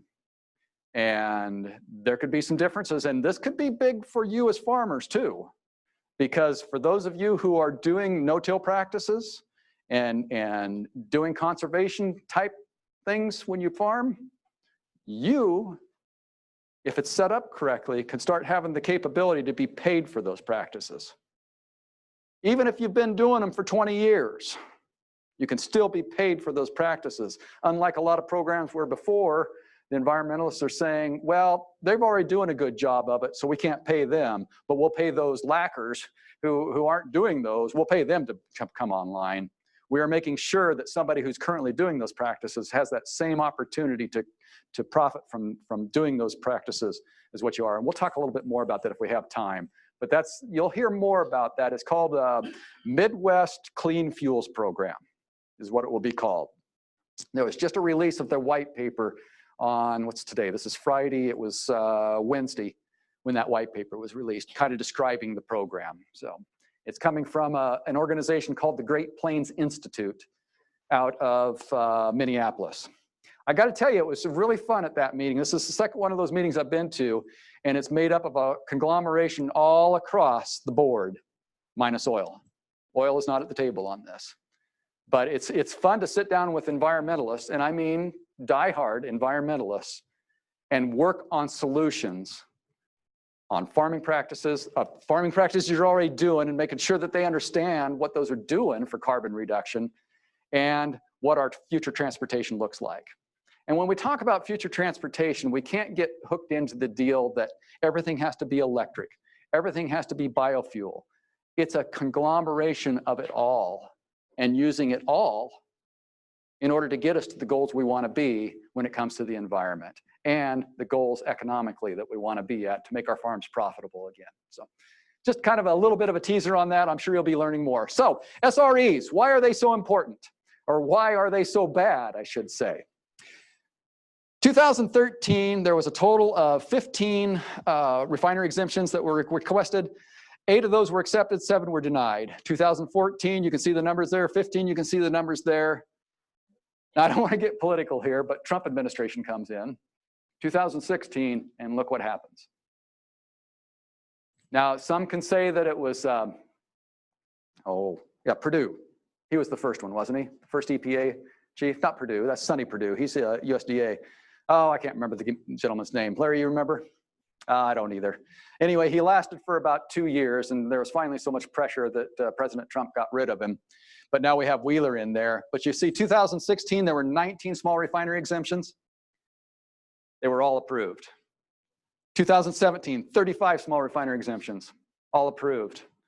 2018, 37 small refinery exemptions, 31 approved, 6 denied. 6 were denied simply because of the pressure that we put on the EPA. And when I say we, I'm talking you as farmers and everybody, the ethanol industry as a whole. And I consider all of you part of that ethanol industry because you are the ones who grow that base crop for our ethanol industry. So, why is that such a big deal? First, the growth of it. It's another way for the oil company to keep at that 10% blend. Because if we were blending 15 billion gallons, which is what for 2020, EPA says we will have once again, of conventional ethanol is corn ethanol, we would be over that 10% blend, and oil will have nothing to do with that. So that's why you see the small refinery exemptions, so that they can stay at that 10% blend or slightly under. They want I think it's 9.7 or 9.8 is what they want. What does that mean? Let's look at this. Total amount of gallons that were exempted. The gallons of exempted for 2016, 17, and 18 is 4.04 billion gallons of ethanol. Potentially were held out of the fuel supply in the nation. Well, I'm talking national here. I'm not just talking Nebraska. That's potentially what was held out of the fuel supply in the nation. Bushels of corn not used due to the exemptions, 442,857,143 bushels. That's a heck of a bunch of corn, isn't it? What's the carryover? What's the carryover? 2.1, 2? Yeah, about 2.0, 1.9, yeah, somewhere's around. We'll call it. Pardon? Today? Yeah. Yeah, yeah. So that'd gone a long ways on that carryover, wouldn't it? Now, I'm exaggerating a little here because that wasn't exactly what happened. Once again, you get into the RINs and it gets very, very difficult. Well, again, we could be here for 5 days trying to learn RINs and still not know everything we need to know on it. But that was the potential that it took away. So, what was the big fight about? President Trump promised in a meeting that went on with the ethanol champions in Congress and some organizations, ethanol organizations, he promised that there would be a 3-year rolling average of the gallons that EPA had actually waived that would be put back in to what's called the renewable volume obligations, or basically those gallons set each year in 2020, said that that would be put back in above and beyond the 15 billion gallons. So for 2016, 790 billion gallon, 2017, 1.8, 2018, 1.43.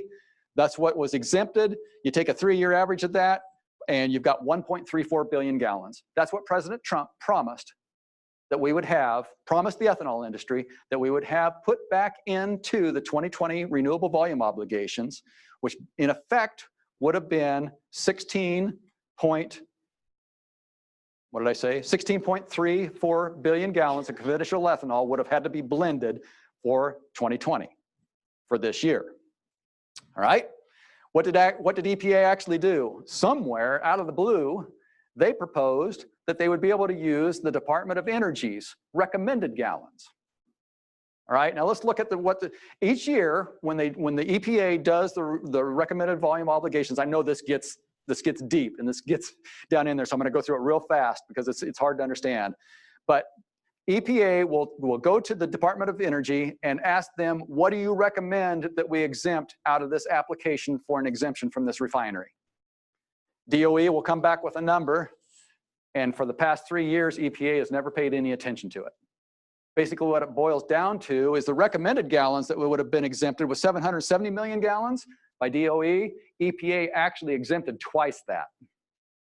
That's why the ethanol industry is so upset about what the final rule was of coming out at this DOE recommended and going forward. That's what the fight's been all about. Before we go from that, I know that gets deep, and I know it's hard to understand. I hope that maybe I shed just a little bit of light on it for you. Did that help any, or did you already have that understanding of it? You didn't have, did it help any, Gary, or not? Or did it just confuse you more? I don't know. Okay, I know, it's tough. Yes, sir.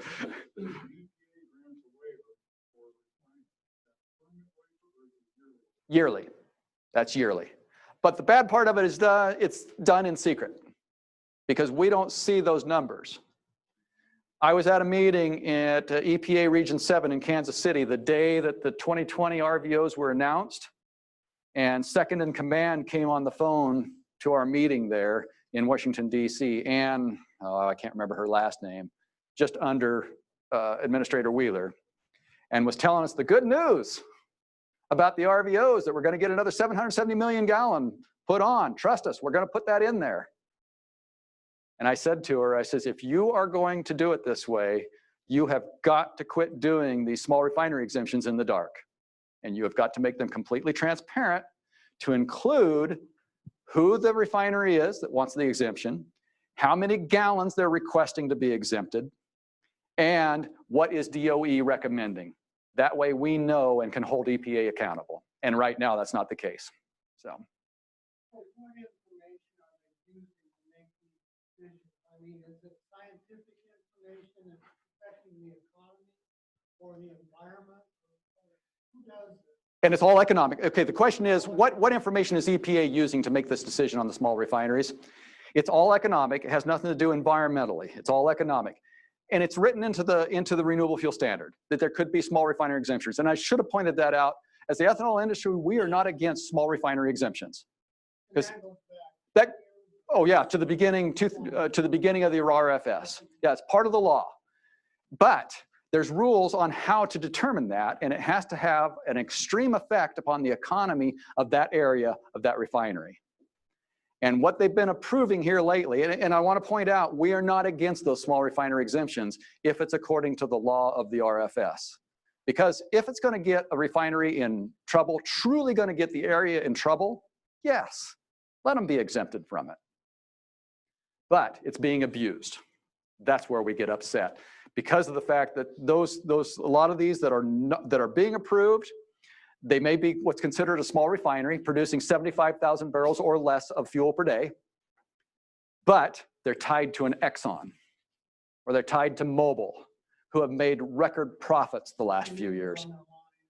Yes, yep. So, who's really running EPA? Makes you wonder, doesn't it? Yeah, makes you wonder, doesn't it? Yep. You might say the lobbyists, but it's definitely not the corn lobby or the ethanol lobby. It's the oil lobby. So, all right. I hope that kind of helps explain that just a little bit. Let's move on from that. E15. And I'm going to go through this real fast because I'm about out of time and I want to make sure you have time for questions. I wanted to show you if we went just even up to 11% ethanol usage, 5.58 billion bushels of corn. And this is across the nation. That's an increase of 5.58 billion bushels of corn that are used. But if we go to E15, let's look at this. The difference between E10 and E15, 7.1 billion gallons of ethanol, 2.54 billion bushels of corn. So that answers your question on what's the difference in corn usage. That more than takes care of the carryover. Can you imagine what your price of corn would be if we were using all E15? That's why I want to really emphasize, especially to you as farmers, why it is so vitally important that you ask your retailers to be putting in E15. You work with your ethanol plants, you talk to your neighbors, and just tell them this is our bottom line. That's the thing that I wanted to point out to you. Is the future promising? Yes, it is. What's the federal government going to do? We don't know. You know, it's hard to say what's going to happen there. What personal decisions will you make? That also affects the future of the ethanol industry. Will you allow people to believe the outright lies? How many of you heard, if you use anything more than E10 in your engine, it's going to ruin your engine? Yeah, we hear it all the time. You know what? To most people, that's the second most expensive investment they make. Do you think if they hear that, they're going to take a chance of ruining that second most valuable investment they have? Heck no. For 4.5 years now, I drive an old 1999 Oldsmobile Aurora. Everybody know what those old Oldsmobile Auroras look like? They have a higher compression engine in them. You have to burn premium fuel in it. I'm not sure the difference. This one has speedometer goes up to 160, so I would say it probably has the Autobahn package in it. Yep. Yep. But it's a great car. But for the past 4 years, I was at a blender pump one day, and I was sitting there looking at it. I was about to put the premium hose into that tank, and I looked at the price of E30. E30, 30% ethanol in a 99, and there was 80 cents difference between E30 and premium.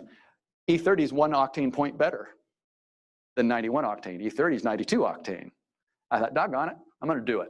Knowing what I know about ethanol, because I work in the ethanol industry, I'm going to do it. I don't care what EPA says. I know it's not 2001 or newer. It's not a flex fuel vehicle. It's a regular old car, a 99 Oldsmobile with 284,000 miles on it. What do I got to lose? 4 years later, that car's burnt nothing but E30, and it loves it. We are in the state, we are doing a test program with state vehicles now, which has been blessed by the EPA and approved by the EPA to run E30 in regular cars within the state fleet. We've been on it for 6 months now. Have we had any cars left along the side of the highway because they blew up? No. Don't believe the lies. Don't let people believe the lies. And there's plenty of them out there. Why are those lies out there? Because they've drawn the line in the sand and said no more than 10%. Remember when we used to use lead? What did the oil companies say? Oh, it's safe. It won't hurt a thing. We know better now, don't we? So we went to MTBE. Oil company says, oh, it's safe. It's not going to hurt a thing. Polluted our groundwater, didn't it? You going to trust the oil companies today? No. Ethanol is one molecule, and it's clean. And it can displace that nasty stuff that oil has to put in to give our cars the octane they need. Because that's what ethanol is octane. So don't believe the lies, please. And please let your friends and neighbors know, don't believe the lies. So a lot of other opportunities, biocampuses, low carbon fuel standards, high efficiency automobiles, and we talked a little bit about all of these, I think, and exports. Exports is huge, going all over the world, Brazil, Canada, India, China, Japan, and Mexico. You will notice that oh, I do have China in there. Just the other day, we got a lot of bad news that China was going to go to a nationwide E10 program, and now they have decided they're not going to go to a nationwide E10 program. We were hoping that phase 1 of the trade deal was going to increase our exports to China again, because China used to be our biggest exporter, and that's not going to happen now. So that's kind of weighing on the ethanol industry again, once again. So with that, I am going to stop. We are at 11:30. You can see somewhere around the world. I don't want to keep you here any longer, but if you do have some burning questions, I would love to answer them. Rod?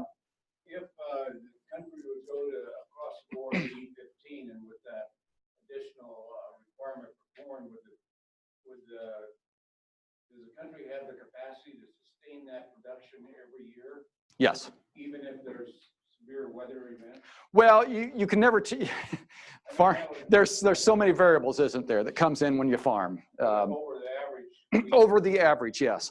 There has been some reports that have been done by Pro Exporter, and they show that we could sustain by 2025, I don't remember the exact date, just based upon the natural increase of yields, that we could sustain nationwide in E30.